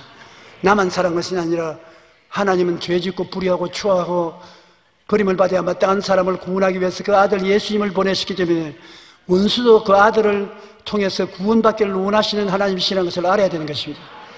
그러므로 하나님께 징계의 고난을 맡기고 우리는 원수를 축복하고 기도해야 되는 것입니다. 원수를 축복하고 기도하면 그것이 부모랑이 되어서 여러분에게 돌아옵니다. 원수를 축복하는 그 축복의 여러 배를 보태서 여러분에게 축복해 주시는 것입니다. 우리가 하나님께 의지하고 살면 원수조차도 우리 신앙생활에 성장을 하게 도와주시는 것입니다. 원수를 두려워할 필요가 없는 것입니다. 원수가 우리의 신앙생활에 도움이 될 것인 것입니다. 그러므로 오늘날 우리가 사는 세상에서 전체 원수가 없는 세상을 기대하지 마십시오. 원수가 반드시 있습니다. 여러분 성령님의 도움을 받아서 원수를 위해서 기도해주고 축복해주고 사랑해주고 오래 참고 다윗처럼 하나님께 내가 맡기는 여러분 되시기를 주의 이름으로 축원합니다. 오늘 은혜 받으실 하나님의 말씀은 에베소서 5장 5절 말씀이 되겠습니다. 너희도 정녕 이것을 알거니와 은혜하는 자나 더러운 자나 탐하는 자 곧 우상 숭배자는 다 그리스도와 하나님의 나라에서 기업을 얻지 못하리니.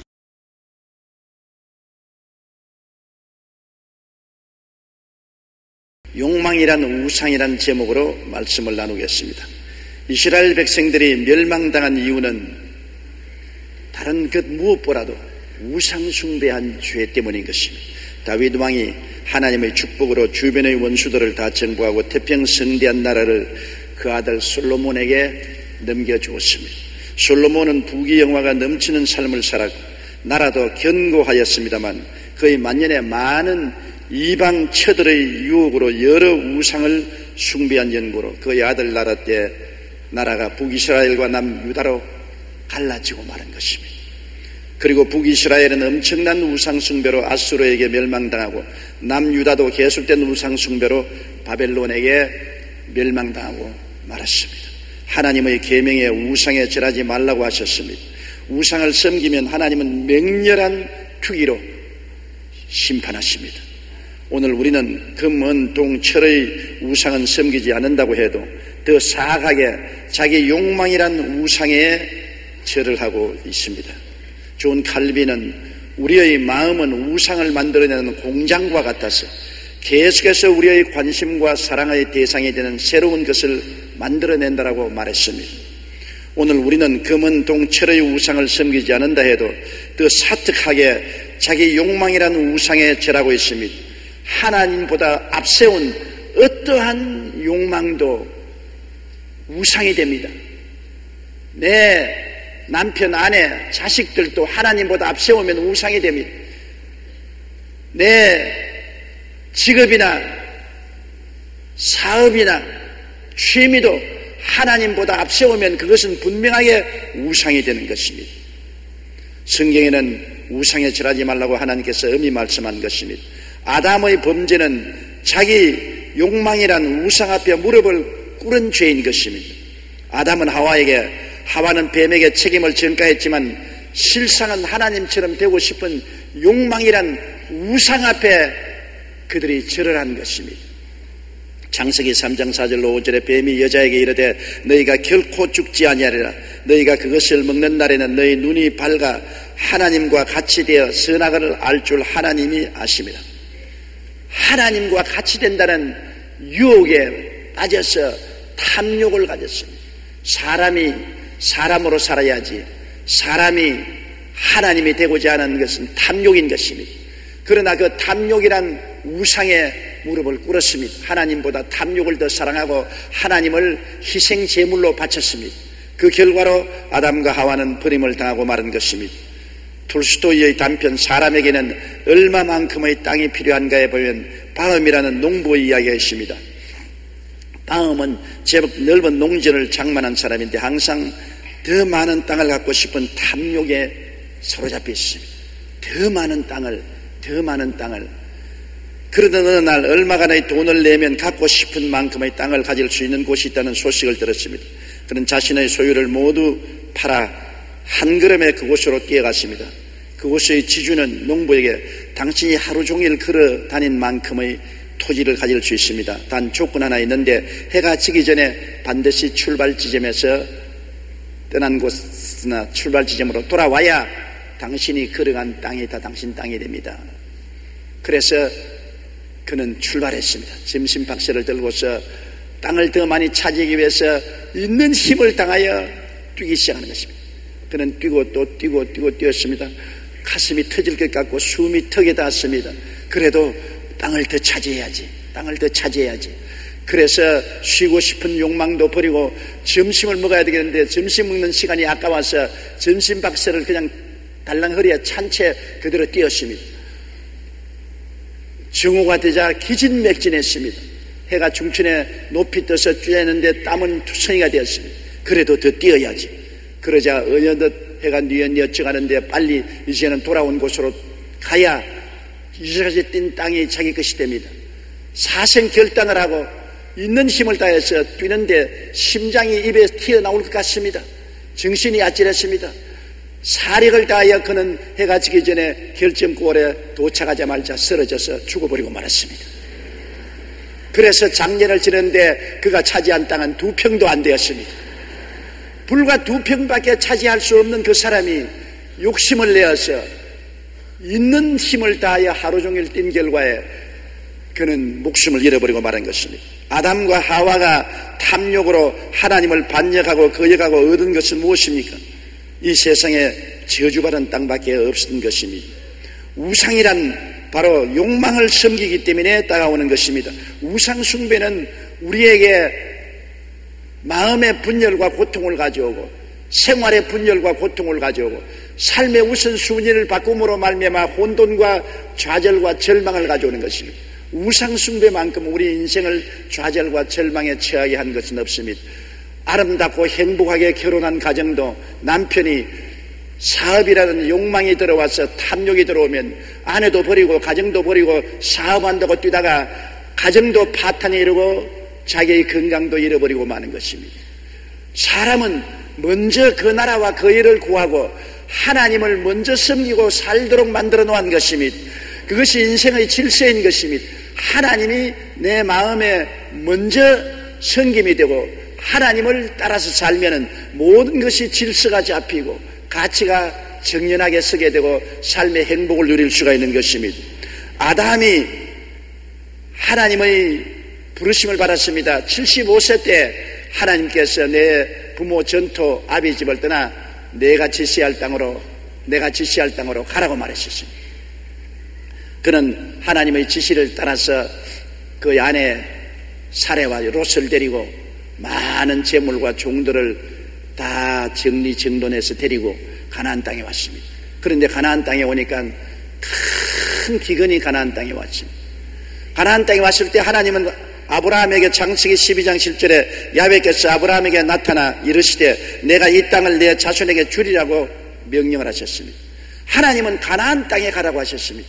그 이외에 다른 데 가라고 말하지 않았습니다. 그러나 큰 기근이 다가왔습니다. 왜냐하면 하나님에 대한 불순종 때문에 기근이 다가온 것입니다. 하나님은 사레의 손을 잡고 가나안 땅에 가라고 했지 하란에서 얻은 모든 재산과 종들을 다 데리고 아비 집인 롯을 데리고 가라고 말하지 않았었습니다. 그런데 하나님께 순종하되 100% 순종하지 않고 50% 정도만 순종했기 때문에 하나님의 불순종으로 말미암아 기근이 다가온 것입니다.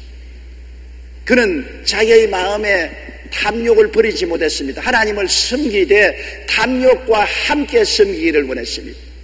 그래서 반쯤 순종해서 가나안 땅에 왔기 때문에 가난이 다가왔습니다. 큰 흉년이 다가온 것입니다.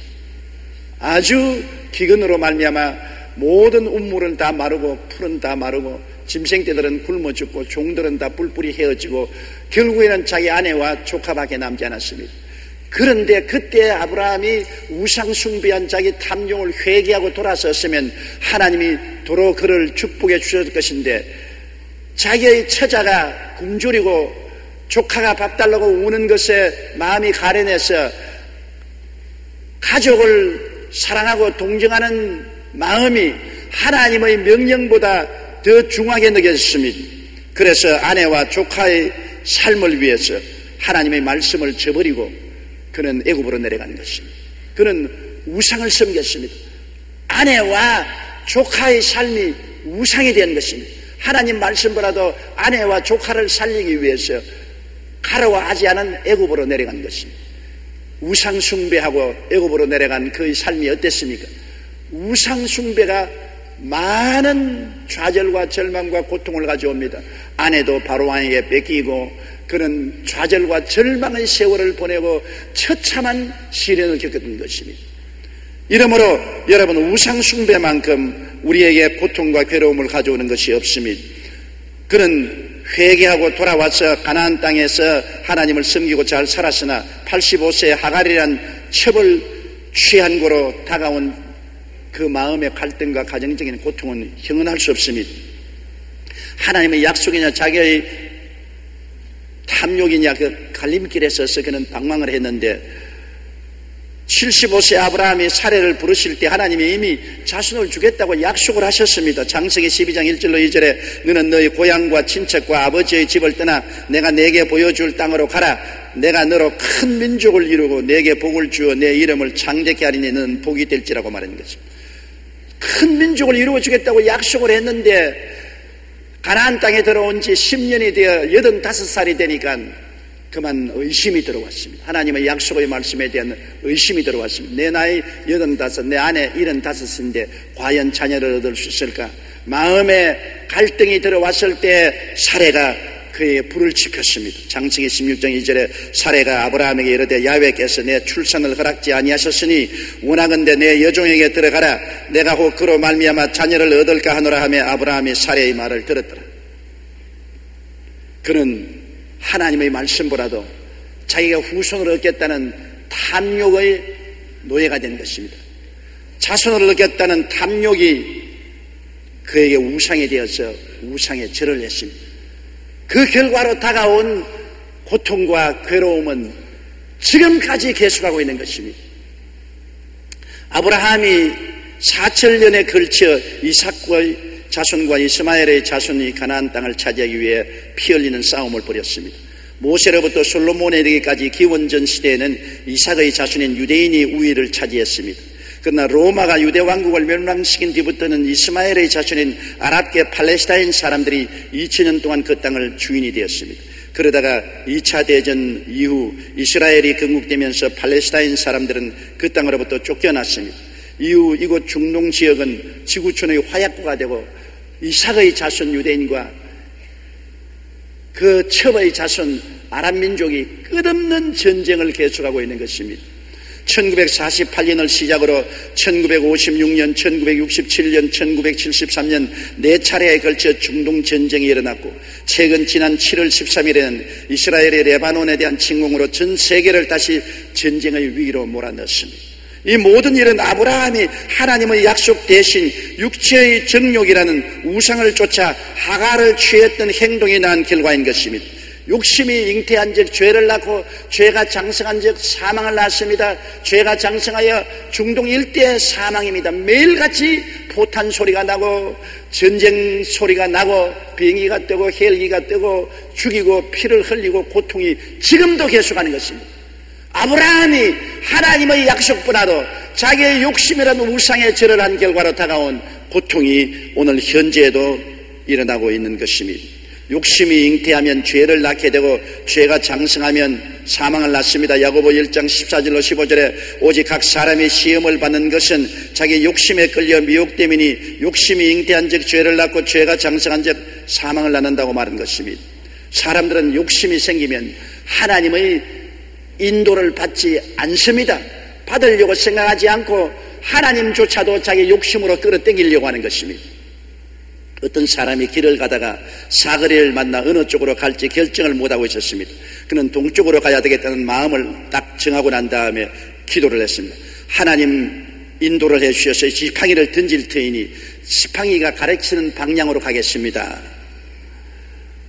그러면 지팡이를 툭 던지니까 지팡이가 서쪽을 가리켰습니다. 그가 말하기를 하나님도 실수를 하시네. 지팡이를 다시 던지겠습니다. 이번엔 지팡이를 던지니까 북쪽을 가리켰습니다. 하나님 또 왜 실수를 하십니까? 하나님이 실수를 하지 말으셔야지요.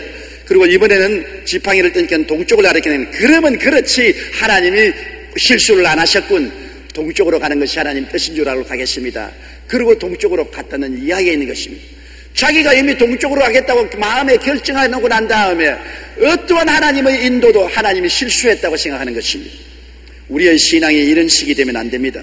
하나님의 뜻대로 산다고 하면서 자기 고집과 욕망에 따라 살면 결국 욕심이 잉태하고 죄를 낳게 되고 죄가 장성한 즉 사망을 낳게 되고 마는 것입니다. 우리의 일생의 위대한 헌신이란 무엇인 것입니까? 자기 속에 있는 탐욕이라는 우상을 깨뜨리는 것이 위대한 헌신인 것입니다. 뭐 헌신이라고 하니까 산기도를 열심히 한다, 새벽기도를 열심히 한다, 철야를 하겠다, 금식한다, 고행을 한다, 그래서 위대한 헌신을 한다. 그것은 부차적인 문제인 것입니다. 가장 근원적인 문제가 자기 탐욕을 깨뜨리는 것입니다. 사람들마다 자기 속에 탐욕이란 우상을 섬기고 있습니다. 아브라함은 자기 마음속에 탐욕이란 우상을 버리지 못하기 때문에 가나안 땅에서 애굽으로 내려가서 온갖 모욕을 당하고 85세에 하갈이라는 첩을 취해서 오늘날까지 역사적인 고통과 괴로움을 가져오게 된 것입니다. 그러나 아브라함이 되고 믿음의 조상이 된 것은 나중에 그 마음속에 탐욕을 깨뜨렸다는 것입니다. 그가 100세에 낳은 아들 이삭을 하나님이 모리아산에 데려와서 제물로 드리라고 할 때 엄청난 시련이요 충격인 것입니다. 자기 일생에 가장 사랑하는 자식이 이삭입니다. 생명보다 더 사랑합니다. 그 이삭을 하나님 앞에 제물로 바치라는 것은 탐욕이라는 우상을 하나님 앞에 깨뜨려서 제물로 바치라는 것입니다. 이삭을 제물로 바치는 것은 아브라함의 마음속에 하나님보다 더 사랑하는 탐욕을 깨뜨려서 바치라는 것입니다. 아브라함은 과거에 몇 번 실패한 것을 기억했기 때문에 단연히 하나님의 명령을 들었을 때 자기라는 우상을 깨뜨리기로 결심했습니다. 마음이 괴로웠습니다. 너무나 아까웠습니다. 100살에 낳은 아들을 죽여서 제물로 드린다니 너무나 아깝지 않습니까? 아이고 아까워라, 아이고 아까워라. 이 아들을 버리다니 아이고 아까워라. 그러나 하나님보다 내가 아들을 더 사랑하는 우상을 가지고 있었으니 이는 반드시 척결해야 된다. 내가 이 아들을 바치지 아니하면 하나님을 희생으로 삼는 것이다. 하나님을 제껴놓고 살아야 되는 것이다. 그러므로 그런 일은 있을 수가 없으니 내가 이렇게 아프고 고통스러워도 아들을 내놓아야 되겠다. 아들을 데리고 3일 동안 모리아산을 찾아갈 동안에 그 마음의 고통은 말로 다 할 수 없습니다. 시시각각으로 그만 하나님을 버리고서 아들 데리고 도망을 칠까 싶은 생각이 났으나 아니다. 나의 욕심을 버려야 된다. 기어코 모리아산에 올라가서 제단을 쌓고 아들을 묶어서 장작 위에 얹어놓고 칼로서 그 아들의 목을 자르려고 할 때 자기의 우상을 완전히 깨뜨린 것입니다. 창세기 22장 12절에 사자가 이르시되 그 아이에게 내 손을 대지 말라, 그에게 아무 일도 하지 말라. 내가 내 아들 내 독자까지도 내게 아끼지 아니하였으니 내가 이제야 내가 하나님을 경외하는 줄을 아노라. 비로소 아들을 잡으려고 하는 모로 말미암아 자기의 욕망의 우상을 깨뜨린 것입니다. 정말 마음을 다하고 뜻을 다하고 정성을 다하고 목숨을 다하여 주 하나님을 사랑하는 증명을 한 것입니다. 히브리서 11장 17절에 아브라함은 시험을 받을 때 믿음으로 이삭을 드렸으니 그는 약속들을 받은 자로 돼 그 외아들을 드렸다고 말씀하신 것입니다. 미국 최초의 선교사 아도니람 저드슨은 신학교를 졸업한 후 보스턴시의 중유청 교회에서 부목사로 받으려는 초빙을 받았습니다. 이 소식을 들은 가족들은 뛸 듯이 기뻐했었습니다. 또 그를 아는 사람들은 다 지드슨 목사에게 축하를 했습니다. 그러나 지드슨 목사는 고개를 흔들었습니다. 하나님은 나를 해외 선교에 쓰시려고 부르셨습니다. 내가 이곳에 남아서 일을 해도 주님의 일을 하는 것이지만 하나님의 뜻에 온전히 순종하는 것은 아닙니다. 나는 주님께 전체로 순종하겠습니다. 아브라함처럼 반쯤 순종하고 반은 불순종하면서 가나안 땅에 왔기 때문에 결국에는 그 욕망의 우상에게 무릎을 꿇은 것처럼 되지 않으려고 이 지드슨은 온전히 주님께 순종하기 위해서 좋은 교회 부목사로 월급이 약속되고 저택이 약속되고 편한 삶이 약속된 것을 포기했습니다. 그는 안일한 자리를 물리치고 철통 같은 불교의 나라 버마 선교사로 나왔습니다. 처음에는 어찌나 복음이 들어가지 않든지 한 사람을 전도하여 침례를 주는데 무려 6년이 걸렸습니다. 6년을 전도해서 겨우 한 사람을 전도해서 침례를 베풀었습니다. 그는 오랜 기간 감옥에 갇히기도 하고 죽음과 질병의 고비도 수없이 넘겼습니다. 결국 지드슨의 이러한 헌신은 불교의 나라 버마에 5만 명이라는 크리스천을 탄생시키고 전 세계 기독교인의 마음에 꺼지지 않는 선교의 불을 붙여놓았습니다. 위대한 헌신이란 자기 속에 있는 탐욕이라는 우상을 깨뜨리는 것입니다. 이런 자들을 통해 하나님의 나라가 확장되고 놀라운 역사가 일어나는 것입니다. 이스라엘의 첫째 왕 사울의 파멸은 자기의 탐욕이라는 우상에 무릎을 꿇었기 때문인 것입니다. 하나님이 사울을 불러서 말씀하셨습니다. 내가 기억한데 이스라엘이 애굽에서 나올 때 거의 광야에서 멸망당할 뻔한 때가 있었나니라. 바로 아말렉이 르비딤에서 이스라엘을 침공해서 이스라엘이 전멸당할 뻔한 것을 기억하오니 이제 가서 아말렉을 멸망시켜라. 임금으로부터 백성 모두 짐승의 새끼까지 하나도 살려놓지 말고 멸절하라. 그렇게 하나님이 사무엘을 통해서 지시했습니다. 이 명령을 받은 사울 왕은 하나님의 축복을 받아 여기 양양에 가서 아말렉을 쳐서 멸하고 그 아각 왕을 사로잡았습니다. 그러나 그 짐승떼들 중에 살찌고 좋은 짐승은 하나도 죽이지 않고 모두 다 살려서 끌고 왔습니다. 그것이 그에게 올무가 되었습니다. 그의 마음속에 탐욕이 아각 왕을 살리고 짐승떼를 다 좋은 것은 죽이지 않고 살려서 끌고 왔습니다. 탐욕입니다. 하나님을 다 멸하라고 했는데 그는 그 중에 자기의 명예를 나타내기 위해서 아각을 살리고 짐승떼를 끌고 왔습니다. 그리고 변명을 말했습니다. 짐승을 끌고 온 것은 하나님께 제물로 드리기 위해서 그렇게 했다. 거짓말입니다. 새빨간 거짓말입니다. 자기의 욕심이 잉태되어서 하나님을 거역한 것입니다. 사울왕은 자기의 욕심이라는 우상에 무릎을 꿇고 절하고 그 다음 우상이 그런 대로 행동했던 것입니다. 그 결과로 사무엘에게 하나님 말씀하기를 사울을 왕으로서의 자격을 상실했으니 퇴위시키겠다고 하나님 말씀한 것입니다. 사무엘상 15장 22절 23절에 사무엘이 이르되 야훼께서 번제와 다른 제사를 그의 목소리 청종하는 것을 좋아하심같이 좋아하시겠나이까. 순종이 제사보다 낫고 듣는 것이 수양의 기름보다 나으니 이는 거역하는 것은 점치는 죄와 같고 완고한 것은 사신 우상의 죄라는 죄와 같음이라. 왕이 야훼의 말씀을 버렸으므로 야훼께서도 왕을 버려 왕이 되지 못하게 하셨나이다. 하나님은 우상의 죄라는 것 몸서리치게 미워하십니다. 사람들은 하나님이 나 위에 다른 신을 섬기지 마라, 우상에 절하지 말라는 10계명 중에 첫째 2계명을 무시하고 결코 이 땅에서 평안하게 잘 살 수 없습니다. 하나님이 아말렉의 침공을 받았을 때 이스라엘 백성들에게 아말렉을 대결하도록 기드온을 세워주었습니다. 기드온이 나팔을 부니까 무려 3만 2천 명이 모여왔습니다. 3만 2천 명의 군사를 거느리고 기드온이 아말렉을 치려고 할 때 하나님이 숫자가 너무 많다. 이로써 아말렉을 이기면 우리 힘으로 아말렉을 이기겠다고 할 것이 아니냐. 그러므로 이 사람들 중에 두려워 떠는 사람은 다 집으로 돌아가라고 하라. 3만 2천 명 중에 2만 2천 명은 두려워 떨고서 집으로 돌아가고 10,000명만 남았습니다. 주님께서 말씀하기를 10,000명도 너무 많다. 이 10,000명을 모두 다 강가로 끌고 가서 물을 마시게 하라. 날은 뜨겁고 목이 말랐기 때문에 10,000명의 사람들이 다 물을 마시는데 그 중에 7,970명은 7,000이 아니지 9,000 자관 300명 내놓고는 모두 다 시냇가에 가서 무릎을 꿇고 머리를 시냇물에 쳐박고 물을 마셨습니다. 정신없이 물을 마십니다. 그 중에 300명은 무릎을 꿇고 기디온을 바라보고 손을 물을 떠서 개처럼 핥았습니다. 그러니까 하나님께서 말씀하기를 시냇가에 가서 무릎을 꿇고 머리를 물에 박고서 물을 마신 사람은 다 집으로 돌려보내라.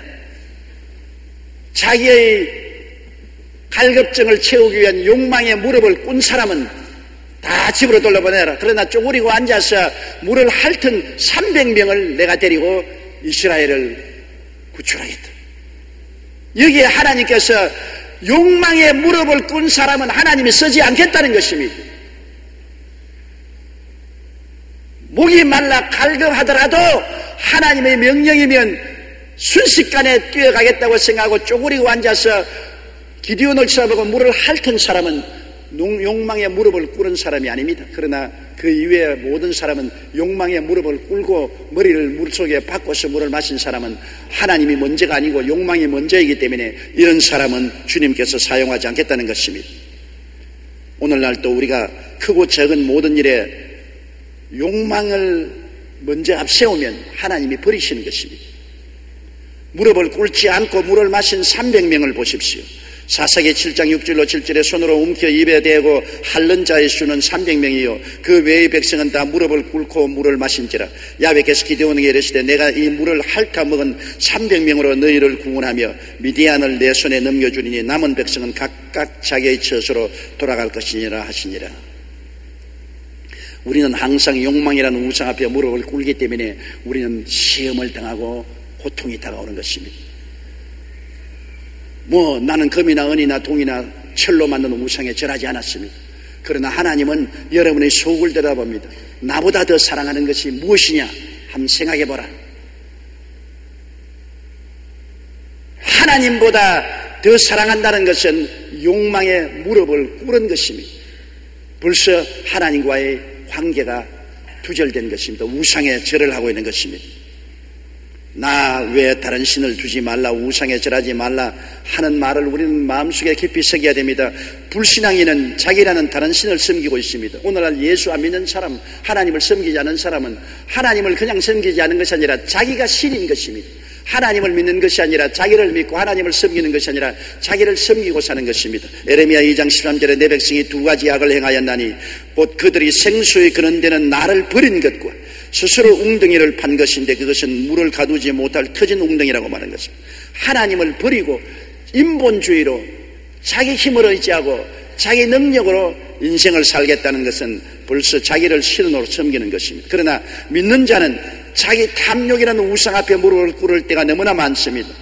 자기는 그렇지 않다, 하와 탓에 뱀 탓이라고 하지만 실상은 자기 탐욕 때문에 우상에 무릎을 꿇은 것입니다. 모든 시험과 환란이 우상 숭배 때문에 온다는 것을 깨달아 알아야 되는 것입니다.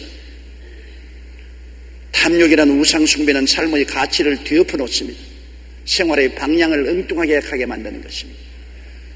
탐욕이라는 우상에 절하고 난 다음에 분쟁과 분열과 시기와 분노와 질투와 고통과 질병과 괴로움이 다가오는 것입니다. 그렇기 때문에 하나님께서 우상에 절하지 말라고 한 것입니다. 골로새 3장 5절에 땅에 있는 지체를 죽이라. 곧 음란과 부정과 사욕과 악한 정욕과 탐심이니 탐심은 우상 숭배라고 말한 것입니다. 마음의 탐욕은 바로 우상 숭배로 하나님이 규정 지은 것입니다. 그렇기 때문에 회개하고 주 하나님만 섬기고 그 앞에 절해야 되는 것입니다. 내 탐욕에 절하면 안 됩니다. 회개를 하고 마음이 아프고 아쉽지만은 탐욕은 죽여야 되는 것입니다. 탐욕을 하나님과 겸하여 섬길 수가 없습니다. 많은 사람이 하나님도 섬기고 우상도 섬기겠다고 하는데 그것은 어림도 없는 것입니다. 하나님은 탐욕을 섬기는 사람하고 같이 있지 않습니다. 빛과 어두움이 같이 못합니다. 하나님이 벨리알과 같이 하지 못합니다. 성전과 우상이 정각이 같이 못하는 것입니다. 오직 하나님 한 분만 우리가 섬겨야 되는 것입니다. 하나님 한 분만 우리가 사랑하고 모셔야 되는 것입니다. 누가복음 12장 15절에 삼가 모든 탐심을 물리치라 사람의 생명이 그 소유의 넉넉한 데 있지 아니하니라고 말하는 것입니다. 소유가 많다고 행복하나요? 부귀영화 공명이 있다고 행복하지 않습니다. 탐욕을 우상으로 섬기고 그 우상의 제단에 부귀영화 공명을 다 갖다 바친다고 해서 마음에 행복이 결코 있지 않습니다. 행복은 하나님 섬기는 데서만 찾아오는 것입니다. 하나님 아버지와 예수님을 섬기는 곳에만 행복이 찾아오게 되는 것입니다. 왜냐하면 사람은 하나님의 형상과 모양으로 지음받았기 때문에 하나님과 그 아들 예수님이 우리 마음을 점령해야 비로소 행복과 기쁨과 평안이 있지, 하나님과 예수님 자리에 우상을 갖다 놓으면 결코 행복과 평안이 없습니다. 이 세상의 부귀영화 공명이 행복을 가져올 것이라고 생각하는 것은 굉장한 착오요 잘못인 것입니다. 아담과 하와가 선악과를 따먹으면 행복이 다가오고 기쁨이 다가오고 즐거움이 다가올 줄로 크게 착각한 것과 똑같은 것입니다. 그러므로 우리는 죄를 자백해야 돼요. 탐욕의 죄를 자백해야 되는 것입니다. 요한인 1서 1장 9절에 만일 우리가 우리 죄를 자백하면 저는 미쁘시고 이로우사 우리 죄를 사하시며 모든 불의에서 우리를 깨끗하게 해주실 것이라고 말씀한 것입니다. 이솝 우화에 보면 개구리들이 사는 연못에 황소가 한 마리 와서 물을 마시는데 엄청나게 크거든. 그 개구리 애들이 아버지를 보고 아버지 저 황소만 좀 커질 수가 있느냐? 아버지가 내가 왜 황소가 못돼? 나도 커질 수 있지. 어디 한번 해봐. 어디 한번 해봐. 개구리가 자꾸 공기를 들어 마셨습니다. 배가 볼록해지면서 황소처럼 되려고 하는데 그 애들이 아직도 어림없어. 황소에 비교하면 어림도 없어. 더 크게 해봐. 더 크게 해봐. 그러니까 뻥 크더니만 배가 터져버렸습니다. 창자가 사방으로 흩어지고 개구리는 죽고 말한 것입니다. 결국은 황소처럼 크게 되려고 하다가 배 창자가 터져버리고 말한 것입니다. 이 이솝 우화는 우리에게 가르치는 바가 많습니다. 우리에게 주어진 하나님의 축복 이외에 분수를 뛰어넘어 욕심을 가지면 결국은 파멸한다는 것입니다. 분수를 뛰어넘으면 파멸해요. 북한이라는 나라 보십시오. 그 나라 국민들도 지금 먹여 살리지 못하는 처지에 있는 돈 없는 돈 다 끌어모아가지고서 원자탄을 개발하고 미사일을 개발하고 그를 쏘아가지고서 온 세계를 요란하게 만들고 있는 것입니다. 결국은 황소 앞에서 개구리가 배불리는 것입니다. 미국이나 일본이나 불아파 앞에서 우리도 한번 그렇게 되어보자. 국민들을 굶기고 굶주려 죽이면서 무기를 만들어서 대적하려고 하다가 결국에는 터지고 맙니다. 욕심이 잉태하면 잘못된 길로 행하게 되고 잘못된 길로 행하면 결국엔 죽습니다. 결국 파멸입니다. 탐욕이라는 우상만큼 우리를 좌절하고 절망시키는 것이 없습니다. 여러분, 솔로몬이 얼마나 영화로웠습니까? 나라가 태평하고 국력이 신장했습니다. 그러니까 그만 마누라를 1000명이나 거느리고 100명 좀 거느리면 용서해 준다고 할 수 있겠지만 1000명이 뭡니까? 1000명을 거느리고 온 이방 여자들을 거느리니까 이방 여자들이 와서 남편을 나이가 늙으니까 꿰습니다. 정신이 좀 몽롱하고 치매기가 들어오니까 남편을 꿰가지고서 온갖 아내들이 가져온 우상을 섬기기 위해서 우상 정각을 짓고 우상에 절하고 그 결과로 그 영화롭고 아름다운 나라가 하나님의 심판을 받아 깨지고 마는 것입니다. 북이스라엘 남유다로 분열되고 그 우상 숭배로 말미암아 이스라엘도 망하고 유다도 망하고 이스라엘은 파멸되고 마는 것입니다. 우상 숭배라는 것이 결국은 파멸을 가져옵니다. 우리는 많이 생각하기를 왜 우리에게 이와 같은 많은 시련과 환란이 다가오냐, 개인적인 시련과 환란, 가정적인 풍파가 다가오고 왜 생활에 이런 어려움이 다가오느냐 자꾸 질문합니다. 왜? 그러나 그 대답은 간단한 것입니다. 우리 예수 믿는 사람은 너희 속에 우상을 섬기고 있지 않았는가 살펴보라는 것입니다. 무엇이 우상이 되었는가? 우리 스스로가 하나님 앞에 무릎을 꿇고 살펴보아야 되는 것입니다. 하나님보다 더 사랑한 것이 있으면 낱낱이 들추어내어 그 우상을 파괴해야 되는 것입니다. 크고 작은 우상을 파괴하고 내 마음을 다하고 뜻을 다하고 정성을 다하고 목숨을 다하여 주 하나님만 사랑하고 예수님만 섬기는 우리들이 되어야 하는 것입니다. 에베소 4장 22절로 24절에 너희는 유혹과 욕심을 따라 썩어져가는 구습을 주는 옛사람을 벗어버리고 오직 너희 심령이 새롭게 되어 하나님을 따라 의와 진리의 거룩함으로 지음을 받은 새 사람을 입으라고 말씀하고 있는 것입니다. 교회사에 가장 위대한 교부였고 신학자였던 어거스틴은 15년 동안 부정한 여인과 살았습니다. 그러나 예수님이 그의 마음을 다스리기 시작하자 성적인 탐욕의 노예로 살던 모든 사실을 끊어버렸습니다. 그리고 이렇게 말했습니다. 한때 잃어버릴까봐 그렇게도 두려워했던 헛된 기쁨들이 한꺼번에 다 제거되었을 때 제 마음은 정말 상쾌했습니다. 제게서 그것들을 모두 몰아내주신 주님은 진정 최상의 기쁨입니다. 제게서 그것들을 몰아내고 그 자리를 대신 취하신 주님은 어떤 즐거움보다 감미롭습니다. 오 나의 구원이시여, 죄의 줄을 끊어버리자 놀라운 하나님의 기쁨과 행복을 경험하기 시작한 것입니다. 믿는 자들도 항상 탐욕이라는 우상 앞에 무릎을 꿇습니다. 그러나 하나님을 진정으로 경험하려면 회개하고 주 하나님만 섬기고 그 앞에 절해야 합니다. 탐욕을 십자가에 못 박고 주님만 따라가야 비로소 영혼이 잘되고 범사에 잘되며 강건하고 생명을 얻되 넘치게 얻는 하나님의 역사가 일어나게 되는 것입니다. 탐욕이라는 우상, 이것은 우리 마음속에 꽁꽁 숨어 있습니다. 겉으로는 그렇지 않은 척하면서 속에 꽁꽁 숨어 있어서 오직 내 양심과 하나님만 알고 계신 것입니다. 오늘 십자가로 이 우상을 캐내고 십자가에 못 박아버려야만 되는 것입니다. 우리는 자기의 불행이 다 남의 탓이라고 생각합니다. 그러나 실상은 자기 탓입니다. 자기라는 우상을 섬기고 그 앞에 무릎을 꿇고 하나님을 삶의 장식품으로 취급했기 때문에 고통과 괴로움이 다가온 것입니다. 왜 이스라엘 백성들이 가나안 땅에 못 들어갔습니까? 우상을 섬겼기 때문에, 자기라는 탐욕의 우상을 섬겼기 때문에 가나안 땅에 못 들어갔습니다. 왜 젖과 꿀이 흐르는 가나안 땅을 선물로 받았음에도 그 땅을 유지하지 못했습니까? 무엇 때문에 가나안 땅은 황무지가 되고 원수들에게 포로가 되고 압제를 당하게 되었습니까? 우상 숭배 때문에 그렇게 된 것입니다. 주님께서 십자가를 통하여 우리에게 놀라운 은혜를 주셨습니다.